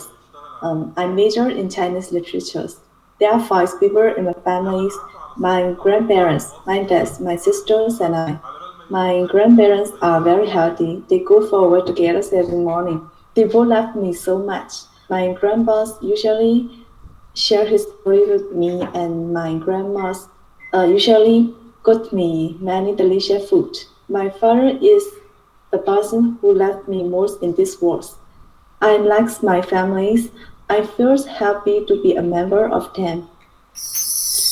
Thank you, Professor Yang. I know how to. Right, that's for this girl. طبعا في حاجة بس عايزة أوضحها إن هنلاقي عندي إن هي دايما بتتكلم تقول يعني she says here for example I measures she says 5 people she says هنلاقي كده في عندها grammatical mistakes إن هي مش native speaker يعني she's not a native speaker ما هيش متحدثة رسمية للغة هي طالبة زيها زيك بتتكلم وعندها mistakes فأنا هركز على النص المكتوب النص مكتوب بطريقة صحيحة لكن هي اللي عندها grammatical structures في mistakes في مثلا بتقول يعني for example she says for walks all loves she says grandmas grandpas فبتزود اس في كذا كلمه في الاخر طبعا دي grammatical mistakes وجراماتيكال و structure mistakes فانا لما اجي انطق انا عارف الصح ايه وقدامي التكست فيه صح اوكي عشان بس نقطه واضحه للكل يعني. Then I have here she says here my name is Zhang Ziwei I'm from Myanmar I've been to China يعني هي بتتكلم بقى باسمها بتقول اسمها ايه وان هي كانت في تشاينا قعدت 2 سنين وان الميجر بتاعها هو literature اللي هو الادب عموما النصوص الادبيه اللي هو kind of art النوفلز والدراماز يعني مثلا القصص والمسرحيات والبلايز دي كلها بيقولوا عليها literature كل نوع من انواع الادب والبوتري الشعر برضو. She says طبعا هي في 5 people في الفاميلي عندها في 5 اشخاص الجراند بيرنتس الجد والجده الداد السيستر وهي كجيرل يعني والجراند بيرنتس طبعا very healthy they go for walk together every morning ان هم يعني ماشيين بهيلث لايف ستايل او ماشيين بنظام صحي عيشتهم او معيشتهم صحيه جدا فبالتالي كل يوم الصبح بيتمشوا شويه عشان يبقوا اصحاء يعني. يعني she says all they all love me so much بتقول ان هي كلهم بيحبوها جدا وان الجراندبا usually shares his stories with me يعني ان الجراندبا دايما بيعمل شيرنج للحاجات اللي تخصه سواء على السوشيال ميديا او الاخبار اللي تخصه هو كشخص بيبدا ان هو يشاركها معاها والجراندما usually gets me much delicious food والجراندما طبعا ان هي جدا دايما بتديها اكل كويس او طعمه حلو يعني بالنسبه لها مستساغ delicious means having good taste. My father is the person who loves me most in this world. بتقول مثلا ان باباها هو اكتر شخص بيحبها في العالم كله and I like my family I feel happy to be a member of them. هي طبعا حابه العيله وحابه ان هي تكون عضو من اعضاء العيله ديت فنبدا ان احنا بقى نكتب الكلمتين دول اللي هما literature و delicious معناهم ايه literature اللي هو الادب عموما it's a noun it means أعمال الأدبية the works of art such as زي ايه مثلا poetry الشعر مثلا novel اللي هو القصص الدراما اللي هي المسرحيات الأدبية برضو دراما poetry novel drama. اوكي طيب this is for literature. طبعا هنعمل repetition الفوكاب دي في الآخر خالص زي ما احنا عارفين. delicious means having a good taste، يعني حاجة لذيذة، حاجة مستساغة، طعم مستساغ. اوكي delicious means this is an adjective صفة means having a good taste, right? Having a good taste. طيب let's complete. We have here a thanking for the doctor herself. Let's listen. A member of TEN. Thank you, Professor Yang. I know how to introduce myself, but what can I talk about after simple greeting? Could you give me some topics for the general topics? You have to know something. Actually, in this video, we have a lot of practicing, a lot of many situations for how to introduce yourself. إزاي أنا أقدم نفسي. How to greet someone at the beginning of speech, at the beginning of sorry, at the beginning of dialogue or conversation. إزاي أنا أقدم نفسي. ولما أجي أبدأ بتحية إزاي مناسبة. كل اللي إحنا اتكلمنا فيه النهاردة بيتكلم في نفس النسق ده. How to greet someone, how to start a good conversation, how to give good impression or positive good impression or positive personal image. ازاي ادي انطباع شخصي عني كويس. فكل الموضوع ان هي تسالها في النقط دي. For example, she says here, I know how to introduce myself, but what can I talk about after a simple greeting? Could you give me some tips or general tips؟ تقول لها انا بعرف اتكلم كويس وبعرف اقدم نفسي كويس، بس ازاي او اعمل ايه او ابدا ان انا اتكلم في ايه او ايه الموضوعات اللي ممكن اتكلم فيها بعد ما اقدم نفسي. يعني give me some advice, some pieces of advice about the good or the general topics. اديني مثلا نصايح عن الموضوعات الكويسه اللي احنا ممكن نتكلم فيها. يعني as we said before the break, you can talk about the politics or the religion. ما ينفعش انا اتكلم عن السياسه او انا اتكلم عن الدين لما اجي ادخل في conversation او في حوار مع حد, especially if I meet him for the first time or especially in an interview. لو انا مثلا في مقابله شخصيه او بقابل حد اول مره او بتعرف على حد. Okay, let's see what are the advice or the pieces of advice of the doctor. The general topics can be like introduce your family, introduce your hobbies. Let's look at the two videos. Hi. Hey, how are you? I'm fine, and you? I'm great. Do you have brothers or sisters? Yes. How many? 2. How old are they? 1 15 and 1 12. Are they boys or girls? Both. Where are they right now? Or Myanmar. In Myanmar. Do you miss them when you are in Beijing? Of course. And then how do you contact with them? We chat. You notice in this conversation. Before listening to the note of the doctor, let's see what's happening here. طبعا احنا يعني as we said before, Chinese people, Japanese people, they have a difficult and very heavy accent in English. الاكسنت بتاعت English بتبقى تقيلة قوي، مخارج الألفاظ عندهم بتبقى صعبة شوية. بس anyway they are students، يعني هم already students زيهم يعني. okay. فهنلاقي بعض مخارج الألفاظ عندهم مش حلوة يعني. بس anyway they are introducing each others to themselves. بيقدموا بعض البعض يعني. How are you? I'm fine. And you? I'm great.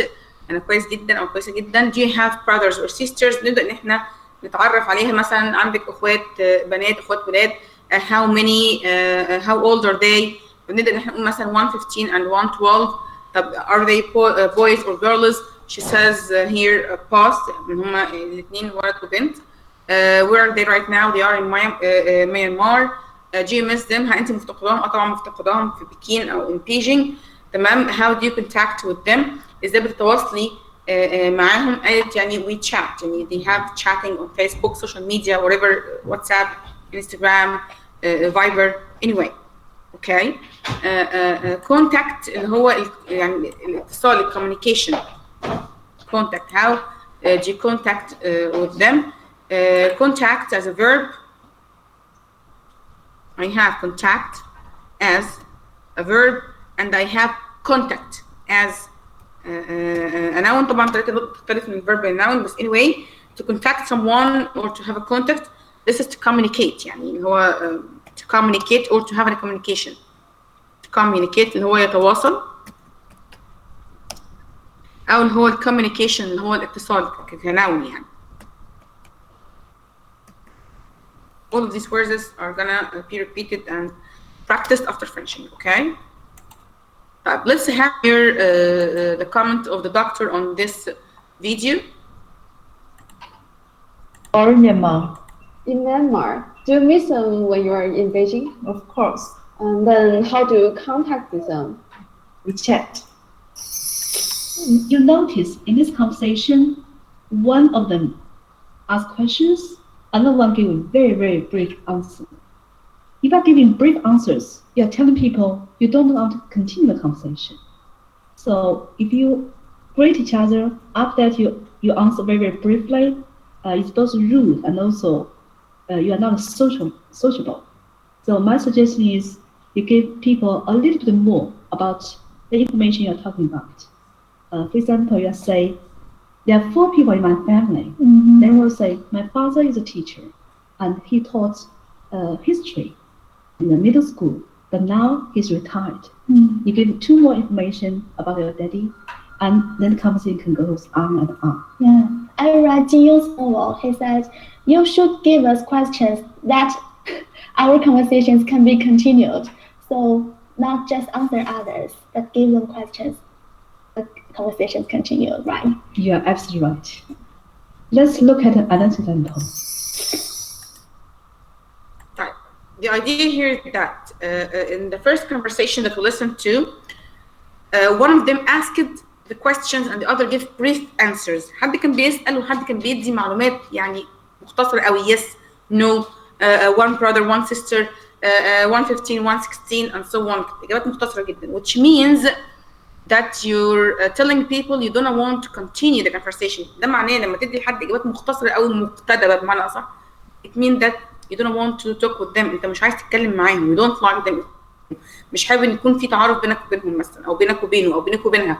Okay. So if you greet each other after that, you answer very briefly. It is called rude. يعني حتى لو اديت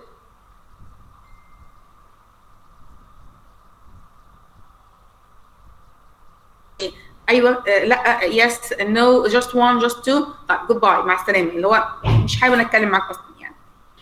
Okay. And it means that you're not sociable. ان انت مش اجتماعي. Okay. طبعا هدي كلمات مقابله كلمه sociable دي عشان يكون في enrichment او في اثراء لغوي. هدي كلمات مقابله كلمه sociable بس يعني after that. So my suggestion, الدكتور بقى بتقترح ايه؟ Give people a little bit more about the information you're talking about. يعني ان انا ادي حاجه زياده شويه. مثلا قلت مثلا for example as she says I have 4 people in my family. طيب my father is working as a teacher for example and he's teaching history in the middle school. My mother for example my mother works as a salesperson in a supermarket called anyway بقى called Carrefour for example. يعني ببدأ أنا أقدم معلومات بس بطريقة مختصرة ما تضرنيش برضه. Okay. After that she said that I read in Jin Young's novel. He said you should give questions that our conversation can be continued. يعني هو ان انت ممكن برضه تدي اسئله اكتر بحيث ان المحادثه تستمر اكتر. So not just answer others. مش بس ان انا بجاوب على اسئله الاخرين بس برضه بدي الاسئله دي عشان اخلي الكونفرسيشن ان هي تستمر. يعني انا مش بدي اجابات مجرد ان انا بجاوب، لا بعد ما بجاوب ببدا ان انا اسال انا كمان. يعني انا اديكم مثلا مثال، انا شخصيا كان انا في حياتي الشخصيه لما يجي حد مثلا يتكلم معايا وما اعرفوش بيبدا مثلا او بتبدا تسال اسئله او بيبدا يسال اسئله، فانا بدي اجابات مختصره قوي. لو انا مش حابه ان انا اتواصل مع الشخصيه اللي قدامي ايا كان مثلا واحد او واحده، بصراحه انا كان بدي اجابات مختصره جدا تمام، وفي نفس الوقت اجابات ما تديش اي حاجه عن حياتي الشخصيه. دي حياتي الشخصيه انا وانا مش عايزه اعرف الشخصيه ديت. اوكي، لو انا حابه ان انا اتواصل مع اللي قدامي انا ببدا اسال، لو انا مش مهتمه ما بسالش. مثلا حد يجي يقول لي مثلا انت شغاله ايه؟ والله يعني انستراكتور، تيتشر، دكتور، وريفر، تمام. طيب ما ببداش ان انا اسال السؤال. المفروض لو انا عايزه اتواصل مع اللي قدامي ابدا ان انا اسال السؤال ده نفس السؤال اللي قدامي. طب وانت شغاله ايه؟ طب وانت كذا او انت كذا. فابدا اسال نفس السؤال اللي هو بيسالوني او اللي هي بتسالوني. تمام؟ ده لو حابه انا اتواصل، يعني دي حاجه يعني متعرف عليها، وانا شخصيا بعمل كده. يعني مش حابه نتواصل خلاص بدي اجابه مختصره ما بردش. اوكي؟ طيب. So just not just answer others but give those questions make the conversation continue يعني right and so on. فببدا ان انا ارد نفس اسئله. You are absolutely right, let's look at another example. فبتبدا تقول للدكتور يعني اوريدي صح. نبدا بقى نشوف الكونفرسيشن الثانيه او الاكزامبل الثاني. The other example or the second example. Hi. Hey, how are you? I'm fine, thank you. I'm great. Do you have any brothers or sisters? Yes, I have one younger sister. How old is she? She's 15. Where is she right now? She's in Myanmar now. Is she still in school? Yeah, she's in high school. What grade? Grade 3. Grade 3? Yeah. Will she go to China when she graduate? I think she was because our parents want border F to China for study. Then what major will she probably choose? She has feelings maybe she'll go to the art of school. The art of school? Yeah. The School of Art, right? Yeah. School of Art. I heard that the School of Art in Zhuhai is very famous, so I really hope she will make it to come to China and go to Zhuhai. Yeah, I hope she will. When you meet a new friend from other cultures, Actually, in this conversation we're gonna have here, or we're gonna find that we have more questions, more answers. مش بس الانسرز، لا ده كمان الانسرز يعني in detail في بعض الاحيان. يعني في تفاصيل بتديها لها مثلا. يعني do you have any brothers or sisters? Yes, one younger sister. She's 15. وطبعا اللي قدامهم بتسال اسئله اكتر يعني in detail، بتسال بتفاصيل اكتر. Okay. She's in high school, grade 3. She's gonna continue when she graduates. Our parents want both of us to China for study. عايزين ان احنا الاثنين نسافر لتشاينا او للصين عشان نبدا ان احنا ندرس. فبتسال بقى what major will she probably choose. اختك مثلا اختارت تخصص ايه؟ She said she likes paintings. She'd go to the art of school or the school of art. She says here the art of school, the school of art, right? فهي بدات تصحح لها، قالت لها the art of school. فرد عليها لها the art of school لا the school of art, right. يعني ان انا اقول مثلا الستراكشر ده اللي هي مدرسه الفن مثلا او الفنون او الادب او ايا كان the school of art. دي اصح من ان انا اقول the art of school. اوكي؟ فالستراكشر هي حتى صححته لها يعني. I heard that the school of art in Tsinghua is very famous. تبدا تديها معلومات. لما مدرسه الفنون دي مثلا في الصين اعرف ان هي مشهوره جدا، و I hope she will make it to come to China. اتمنى ان هي فعلا تيجي الصين وان هي تدرس فيها. Okay, and so on. طيب نبدا بقى ان احنا نشوف تفسير الدكتور او يعني الاكسبلانيشن الخاص بيها، الكومنتس بتاعتها.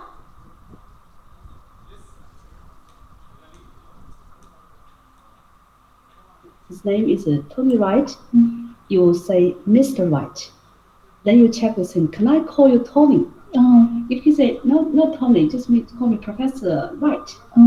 It means he wants you to respect him a lot. Of course, you can respect somebody because of their age, their titles, but just to be friendly. And among family members, you don't have to address people formally. Let's have here something else. The doctor here or the professor here, she gives a theoretical example. بتدي ان هو example نظري. بمعنى ايه؟ بتقول مثلا for example when you meet your friend from other cultures، بتقابل مثلا حد من ثقافه مختلفه، you'd better know how you address each other. لازم تبقوا عارفين انتوا ازاي بتتخاطبوا مع بعض. to address here to talk with each other. address each other to talk with each others. Okay? على سبيل المثال if his name is Tony Wright، لو هو اسم مثلا Tony Wright you will say Mr. Wright اللي هو Mr. وبعديها ال last name أو family name. Okay, after that you check with him, can I call you Tony? ينفع أقول لك مثلا يا Tony نبقى friends يعني. If he said no, okay, just call me Professor Wright. يبقى ساعتها بقى إيه call me، قال له call me أو نداني Professor Wright أو Dr. Wright اللي هو دكتور اللقب بتاعه أو البروفيسور. وبعد كده هو the last name it means he wants you to respect him. الله. لما حد مثلا يقول لي قول لي مثلا دكتور كذا، وانا مثلا قلت لحد مثلا لا no say to me or call me دكتور نهله or دكتور سليم or whatever, so it means that I want you to respect me. انا عايزك ان انت تحترمني او بفرض عليك احترامي او حاجه زي كده. Of course you can respect somebody because of their age, their titles, but just to be friendly. Okay. طبعا احنا بنحترم كل الناس. ممكن تحترم حد بسبب السن، عامل الوضع الاجتماعي او اللقب اللي هو عنده. Okay. And among family members you don't have to say or address people formally. لكن طبعا اعضاء العائله family member between them you don't have to talk formally. ما ينفعش انا استخدم او مش محتاج يعني it's not necessary. مش ضروري ابدا ان انا اتكلم مثلا formally يعني. اوكي. طيب حابه بس ان انا اكتب معنا كام كلمه كده.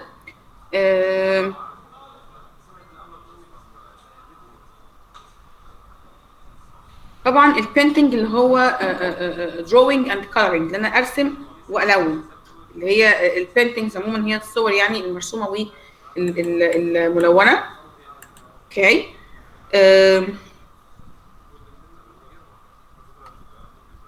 address to talk with someone، ان انا بخاطب او بتكلم مع شخص. right. respect يعني to appreciate، ان انا احترم حد، اقدر حد معين، اقدر حد بطريقه ما يعني. اوكي. نبدا بس نكتب معايا الكلمات دي بس عشان ما نسرحش. طيب I have here paintings. Paintings means pictures that are drawn and colored، اللي هي الصور اللي بتترسم تتلون، رسومات that are drawn and colored. اوكي. طبعا drawn يعني عشان ده الماضي بتاعنا. اوكي. then I have here address. This is a verb to address, to talk to someone. Address here as a verb means talk to someone. Right? طيب respect. Sorry. Respect as a verb. I'm sorry, to Arabic, I'm very sorry. Respect as a verb. It means to, let's say,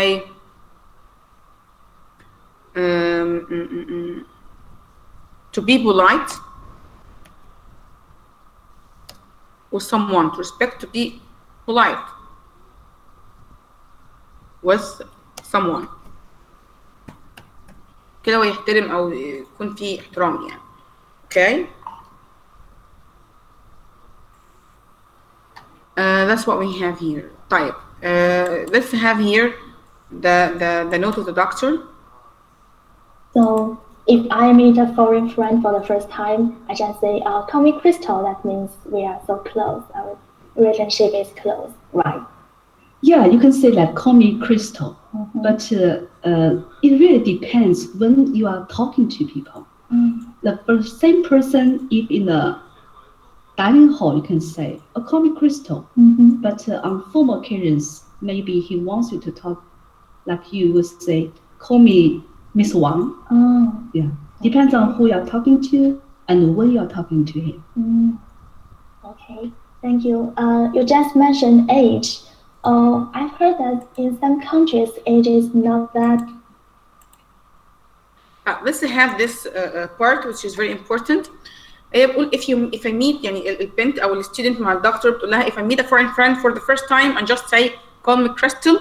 اقول له انه مثلا قولي لي او انتهي لي بكريستال، ان دوت معناه يعني that we are close, our relationship is close. Okay. قلت لها yes you can call me Crystal but it really depends when you're talking to people. يعني برضه بيعتمد على انت بتتكلم مع الشخص ده او في انهي سياق. بمعنى يعني for example my friend مثلا ولاء, right, we are very close friends for let's say many years ago 15 years ago احنا بقالنا 15 سنه اصحاب مثلا close friends جدا. if we are talking in a formal situation, if we have a meeting at work، لو مثلا في meeting في الشغل مثلا او في سياق formal ايا كان السياق ده، ما ينفعش تقولي نهله وانا اقولها ولاء. يعني for example I'm gonna say Miss ولاء, she's gonna say Miss نهله, I'm gonna say Dr. ولاء, she's gonna say Dr. نهله. This is at work, okay? But whenever we are in the dining hall for example، لو احنا مثلا قاعدين في dining hall حاجه زي يعني restaurant او مطعم، dining hall المقصود بيها اللي هي قاعة الطعام، يعني ايا كانت فين ده قاعة الطعام. you can call me Crystal، ممكن مثلا عندها كريستال، ممكن تقولي نهله يا ولاء، يعني we are friends. but in formal occasions معناها events، formal occasions او formal events او حدث رسمي. okay we're gonna have here the title، لازم يكون فيه اللقب. you talk or you he wants you to talk like you will say call me Miss Wang مثلا. فدي بتعتمد اكتر يعني it depends on who you're talking to and when you're talking to him. مش بس بيعتمد على انت بتتكلم مع مين، لا وكمان بيعتمد انت بتتكلم مع ده وبتتكلم معاه في انهي سياق. what's the context of speaking. okay so I have here dining hall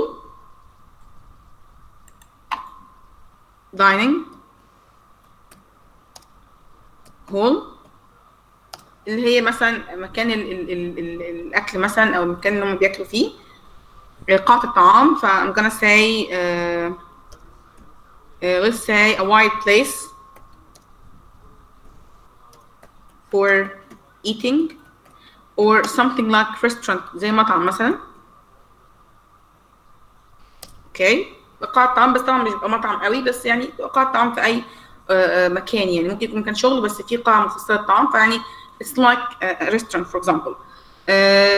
Then I have here occasion. It means special event أو حدث خاص مثلا. occasion أو مناسبة. occasion أي مناسبة يعني. special event ممكن تكون مثلا formal event، ممكن تكون حدث رسمي.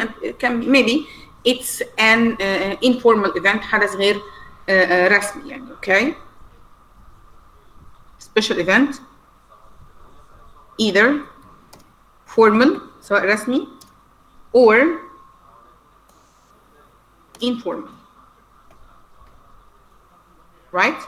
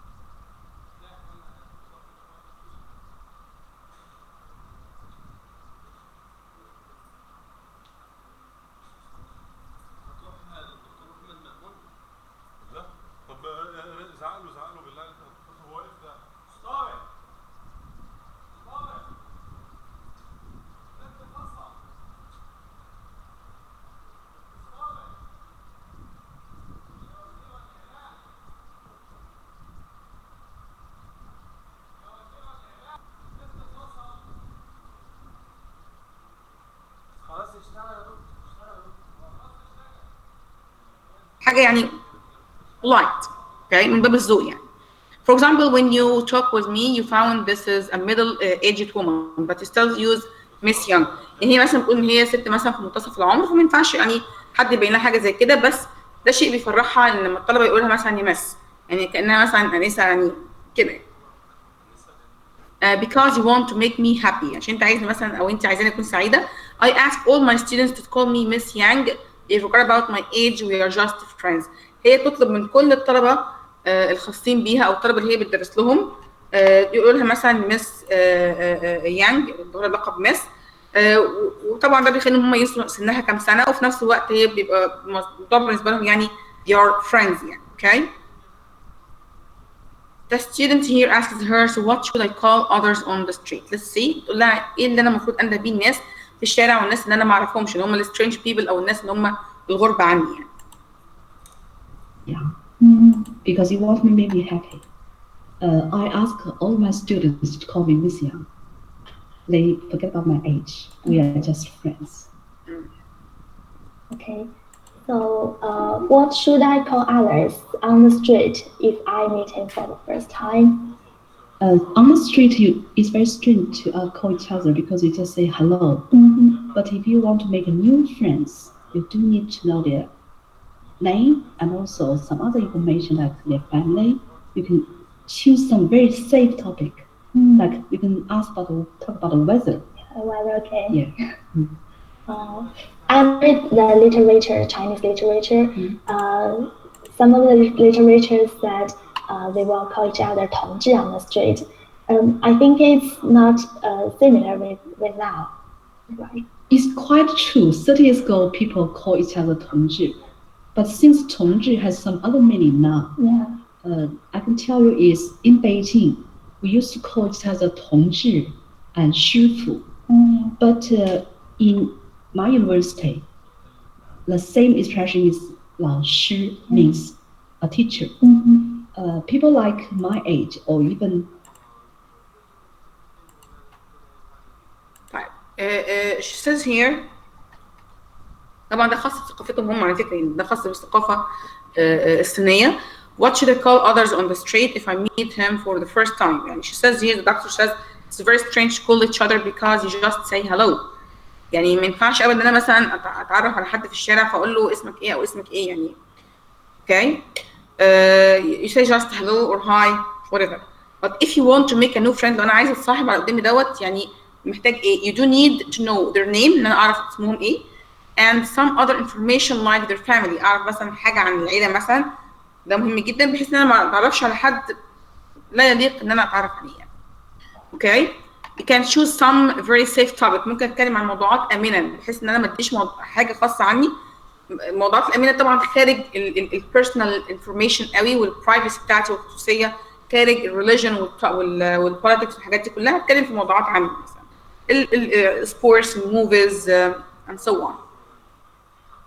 You can ask about the weather. ممكن نتكلم مثلا عن الweather الطقس. It's okay. The student here says I have read the literature, the Chinese literature. بتتكلم عن تاريخ الأدب الصيني مثلا. فكانت بتقول مثلا some of the literature said they would call each other chongei. يعني ممكن ده حاجة أو تانغشي دي حاجة خاصة بثقافتهم هم، زي احنا عندنا هنا في مصر مثلا أستاذ الفاضل أو أستاذ أو مدام، يعني لسه بعض الثقافات الأخرى برضو مستر مسز in their Chinese culture. الثقافة الصينية عندهم تانغشي. فبتقول مثلا في الشركة بيندوا بعض باللقب ده تانغشي. And it's not similar with now because it's quite true 30 years ago. كان من 30 سنة بيندوا بعض تانغشي، بس دلوقتي كلمة تانغشي أو اللقب ده بقى ليه معاني تانية خالص. ف بدل إن هم في بكين مثلا بيجينج معناها بكين على فكرة. فبدل إن هم يستخدموا حاجة تانية مثلا يا إما تانغشي أو شيفو، دي برضو ألقاب. لكن في اليونيفرسيتي عندها في الجامعة بدأوا إن هم يستخدموا expression لوشي اللي هي معناها teacher. فدي كلها حاجة خاصة بالثقافة الصينية بتاعتهم. Okay. Let's have the second part. Call each other 同志, but since 同志 has some other meaning now. I can tell you is in Beijing we used to call each other 同志 and 师傅. But in my university, the same expression is 老师 means a teacher. People like my age or even senior, we want people to address us as 老师. It doesn't really, you don't have to be 老师, but you just want people to say, I look like a teacher. Yeah. Now a teacher is getting so popular. A lot of people, they are not university teachers, they're not high school teachers, but they are still called teacher. So teacher is getting almost too popular. It's not related to what you are doing. Yeah. You can ask your tutor, say, he's a 师傅 many years ago. Now you can say, he's my 老师. Yeah. Okay. So if I let's have this part. Can I borrow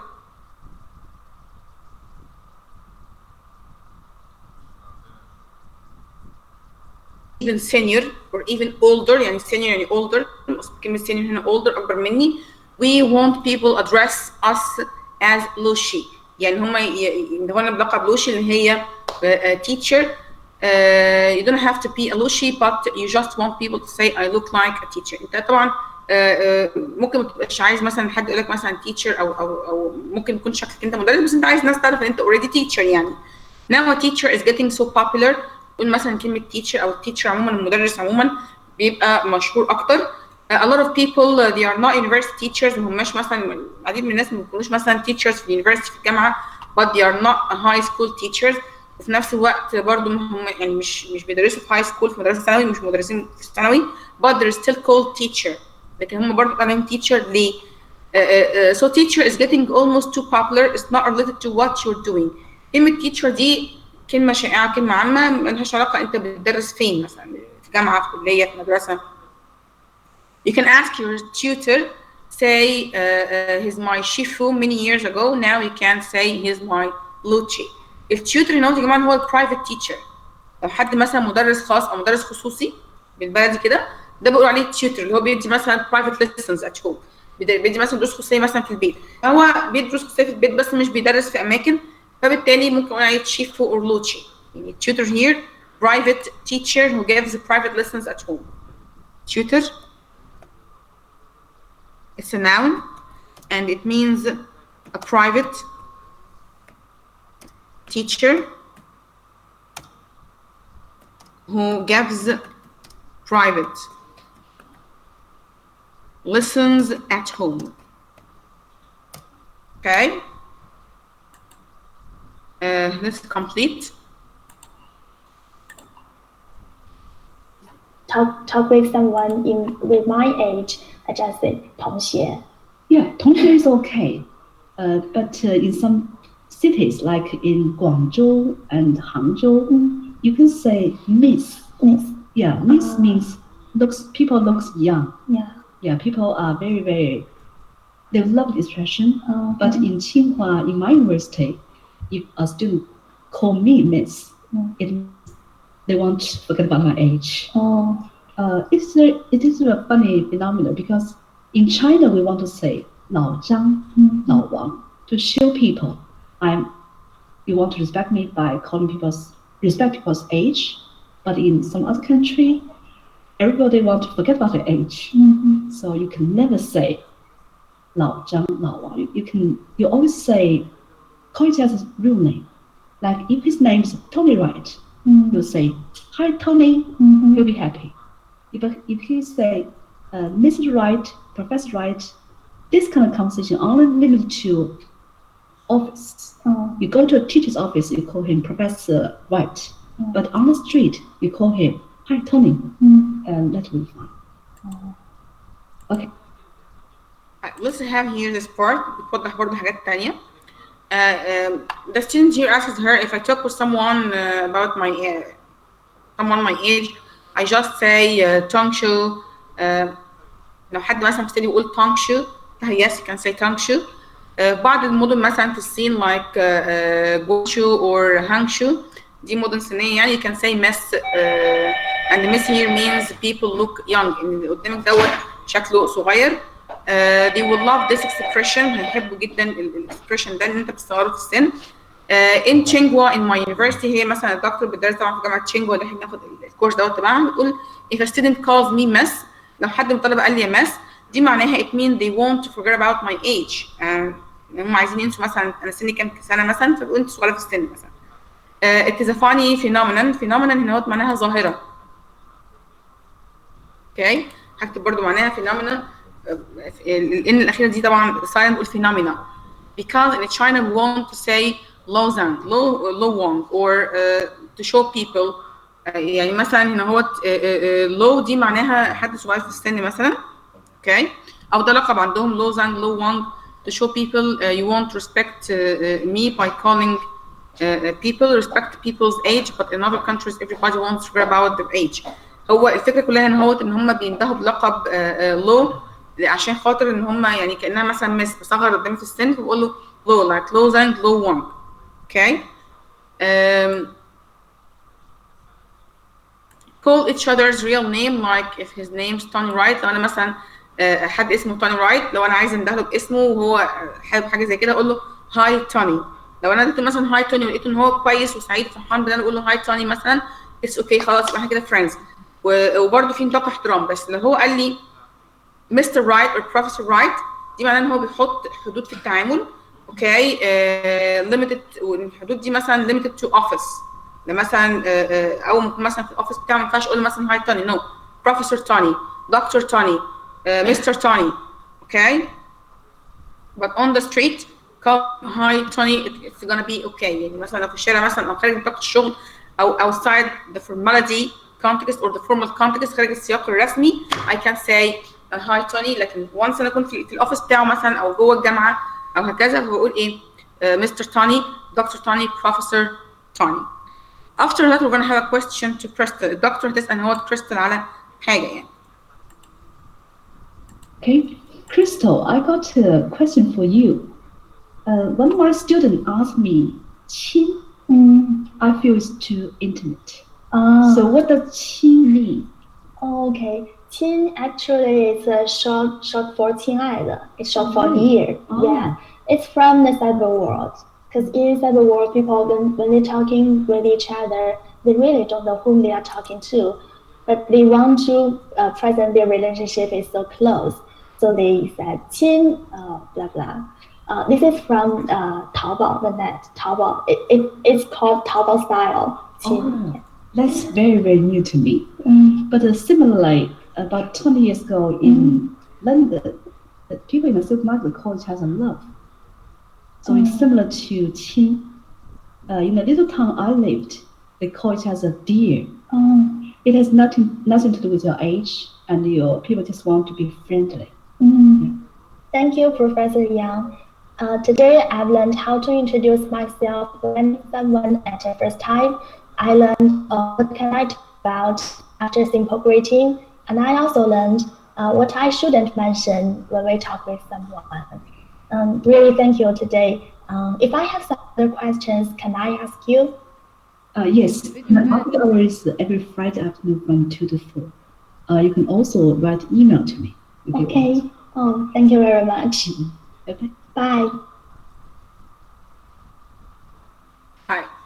So the doctor here asked Crystal, when my student asked me Chen, I feel it's too intimate. Intimate يعني very friendly. يعني intimate means very friendly يعني يكون في حميمية أو في closeness. So what does Chen mean? Chen here means or the short form of chinade. هي كلمة في الثقافة عندهم زي كلمة دير. دير سارة، دير آلاء، دير علياء، دير هدى، دير تيسير and so on. It's from the cyber world. السايبر وورلد هنا يعني المقصود بيها ان هو مثلا في عالم النت عموما. في عالم النت عموما عشان تتكلم مع حد تبقى فريندلي قوي فتقول له دير حتى لو حد انا ما اعرفوش. In the cyber world people when they're talking to each other they really don't know whom they are talking to. هم already ما بيكونوش عارفين هم بيتكلموا مع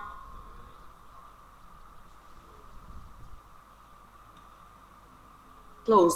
عايزين مثلا يقربوا مسافات بينهم من بعض عشان يعرفوا يتكلموا مع بعض. So they say chin blah blah وهكذا يعني blah blah يعني هي وهكذا يعني. This is from Taobao. The net Taobao is called Taobao style.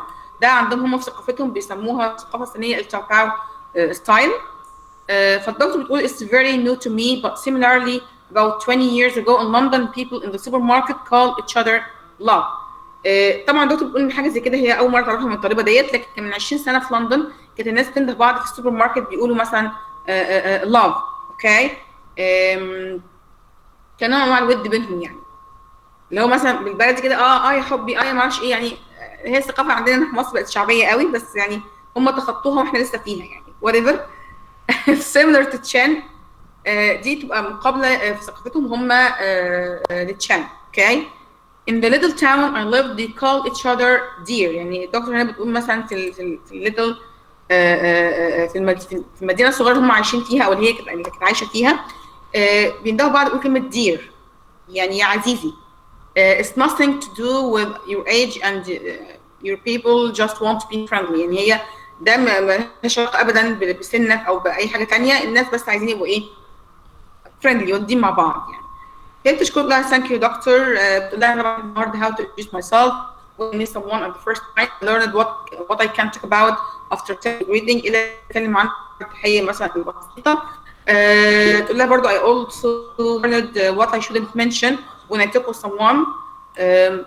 عرفت برضو يا دكتور النهارده ايه الحاجات اللي انا ما ينفعش لما اتقابل مع حد او ده ما ينفعش اتكلم فيها لما اتقابل مع حد لاول مره. بقول لها really thank you today.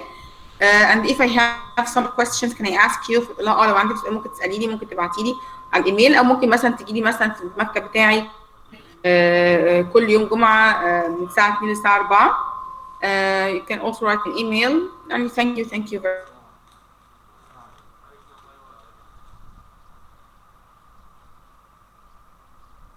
Introduce myself. What shall I talk about after introducing myself or during introducing myself؟ اللي اتكلم عنه وانا بقدم نفسي. My name, some information about my family, some information about my job, okay, but not the privacy or outside the privacy. خارج نطاق الخصوصية. Okay, not the private information. Also, she talks about, for example, if you want to be more friendly with someone، لو عايز مثلا اقرب من حد اكتر اكون friendly معاه اكتر، هبدا ان انا اقول بعض المعلومات بس برضه بحدود وبطريقه امنه بحيث ان انا ما اذيش نفسي. اوكي. That's what we have today in this video. طبعا ده كده كنت بتتكلم بطريقه عمليه اكتر عن ازاي ان انا اقدم نفسي ده كله يعني. نبدا ان احنا ناخد مثلا phenomena. So we have here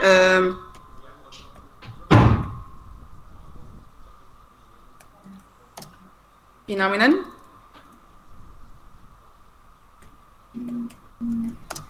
Phenomena here means something strange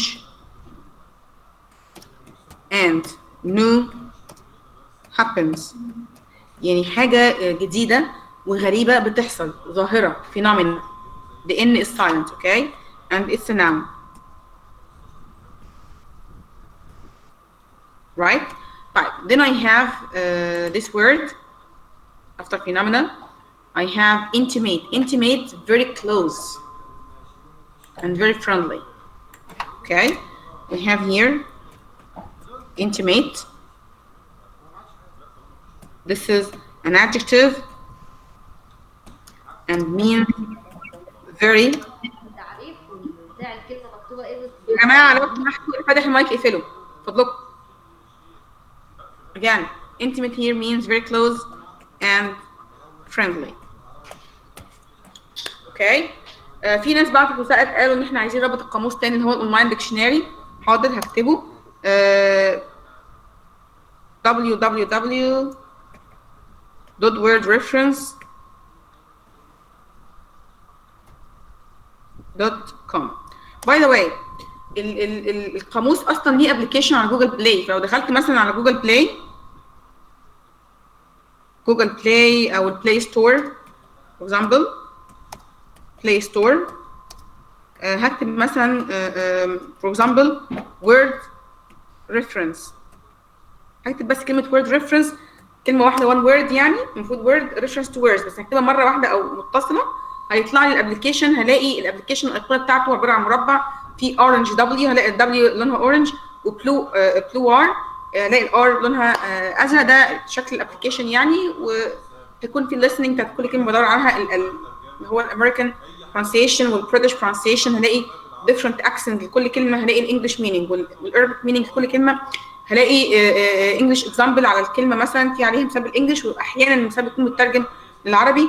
هلاقي في ترجمات اضافيه الكلمه دي ممكن يكون لها معاني مختلفه ثانيه، واكسترا اكسبريشنز بيكون في تعبيرات تانية مختلفه لو هحطها مثلا مع preposition حرف جر او مع كلمه تانية او مع adverb هيكون معناها ايه. القاموس ثري جدا. وباي ذا واي هو في كذا لغه، هلاقي انجلش وانجلش فرنش وفرنش انجلش، وهلاقي في الصيني والياباني، وهلاقي في لغات مختلفه يعني، او حد حابب ان هو يتعلم لغه ثانيه يعني. اوكي طيب it was for this office hour. بعد كده هو بلاقي عندي ان في تيست. لو دوست مثلا نيكست هلاقي عندي جوه السايت في تيست. التيست عباره عن 5 questions. فانت هتذاكر في البيت مع نفسك الفيديو وتراجعه كذا مره، واحيانا بتكون الاسئله، مش احيانا ده حقيقي فعلا، بتكون الاسئله عن البوينتس اوف كلتشر اللي هي الحاجات الثقافيه اللي اتكلمنا فيها. اوكي بعد كده هيبقى عندي لو دوست نيكست هلاقي حاجه عندي اسمها سامري. ده عباره عن السامري للكورس كله خلال الاسبوع، مش سامري للكورس كله، لا سامري للفيديوز اللي احنا سمعناها في ويك نمبر 1 from نمبر 1 نمبر 6. السامري عباره عن دقيقه 18 ثانيه هنسمعها مع بعض. اوكي وعندي هشوف كده لو في التكست هنا نزلوه ولا لا. السامري موجود. اوكي هو حاجه يعني بسيطه. اوكي listen.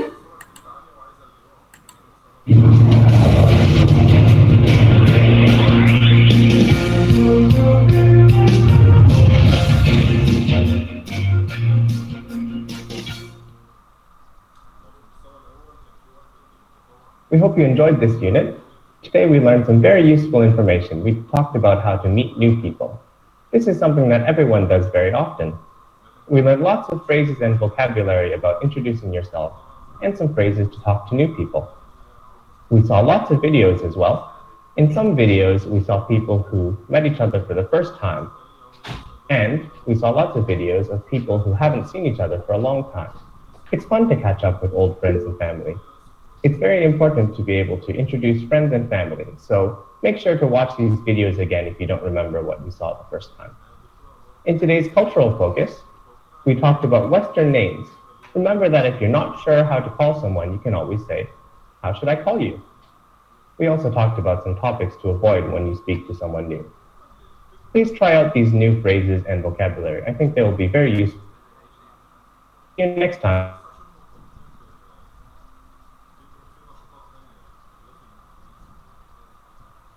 طيب اوكي هو هنا كان بيتكلم في نفس النسق، بيراجع مراجعه سريعه على اللي هم خدوه النهارده او احنا خدناه النهارده والمره اللي فاتت.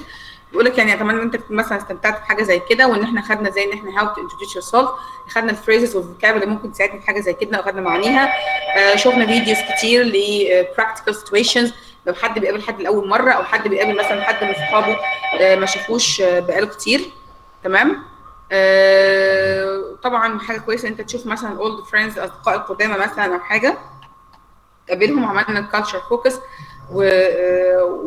وخدنا ليست اوف فوكاب، ده كان محور كلامه اصلا. اوكي بعد التست طبعا هعمل نيكست بعد السامري هنلاقي فيه تيست، وبعد التست هعمل نيكست هلاقي فيه ان هو how do you greet an old friend. تبدا تكتب ان هو الاجابه بتاعتك وفي كذا حد بيبدا ان هو يشوفها. اوكي نشوف كده لو حد بعت ان هو اسئله.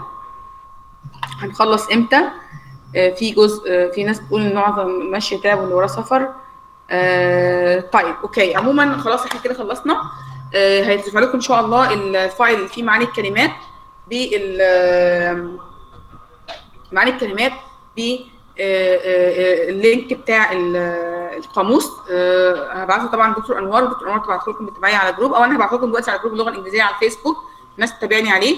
هبعت الفايل من نظر امباسادور او من اللي هي الصفحه بتاعت المنظمه على الفيسبوك.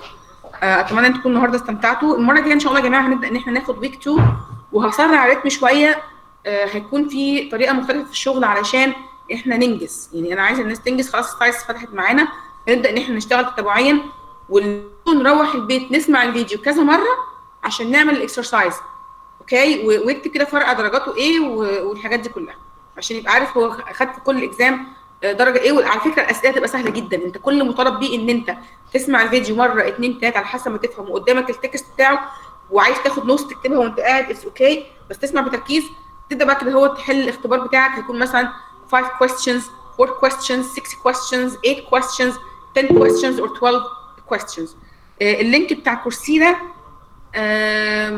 دكتور عمر تبعته لكم ان شاء الله. ما اعرفش مين اللي بيسال على اللينك بتاع كورسيرا على الجوجل ميت. دكتور عمر ان شاء الله تبعته لحضرتك، تبعت لك اللينك الخاص بكورسيرا، يعني عشان اللينك اللي انا فاتحاه دلوقتي ده خاص بالاكونت بتاعها هي، ما ينفعش ابعته لك. اوكي. Thank you everybody. It's time for leaving. See you next time ان شاء الله. But before leaving قبل ما نمشي، اي حد عنده اي سؤال، قدامنا دقيقتين، لو اي حد عنده اي سؤال يفتح المايك او يبعت على نور فلاورز. ما خدناش الفوكاب بتاعت رقم 5، هتاخديها النهارده. ما هو انا النهارده اشتغلت في 4 و5 و6 و7، فالفوكاب النهارده اللي اتشرحت كلها كان من ضمنها الفوكاب نمبر 5. هتبعت لكم دلوقتي على الجروب ان شاء الله، ما تقلقيش. يعني بصي احنا خدنا النهارده دكتور نور فلاورز او دكتور نور في دمنهور، كان النهارده الليكتشر 2 خدنا نمبر 4 فيرست امبريشن، واخدنا طبعا معاها نمبر 5. نمبر 5 على فكره ما فيهاش فوكاب يا دكتور نور، انا فهمت قصدك ايه. نمبر 5 ما فيهاش فوكاب جديده يعني، ولو احنا بنذاكر وقلنا في فوكاب مش عارفين معناها ممكن نفتح الاونلاين ديكشنري ونبدا ان احنا ندور فيه. انا مدياكم السلايد بتاع وورد ريفرنس عشان خاطر ان احنا نبدا ان احنا ندور بنفسنا يعني. اوكي. طيب اي حد عنده اي سؤال يفتح المايك يا جماعه، قدامنا دقيقتين.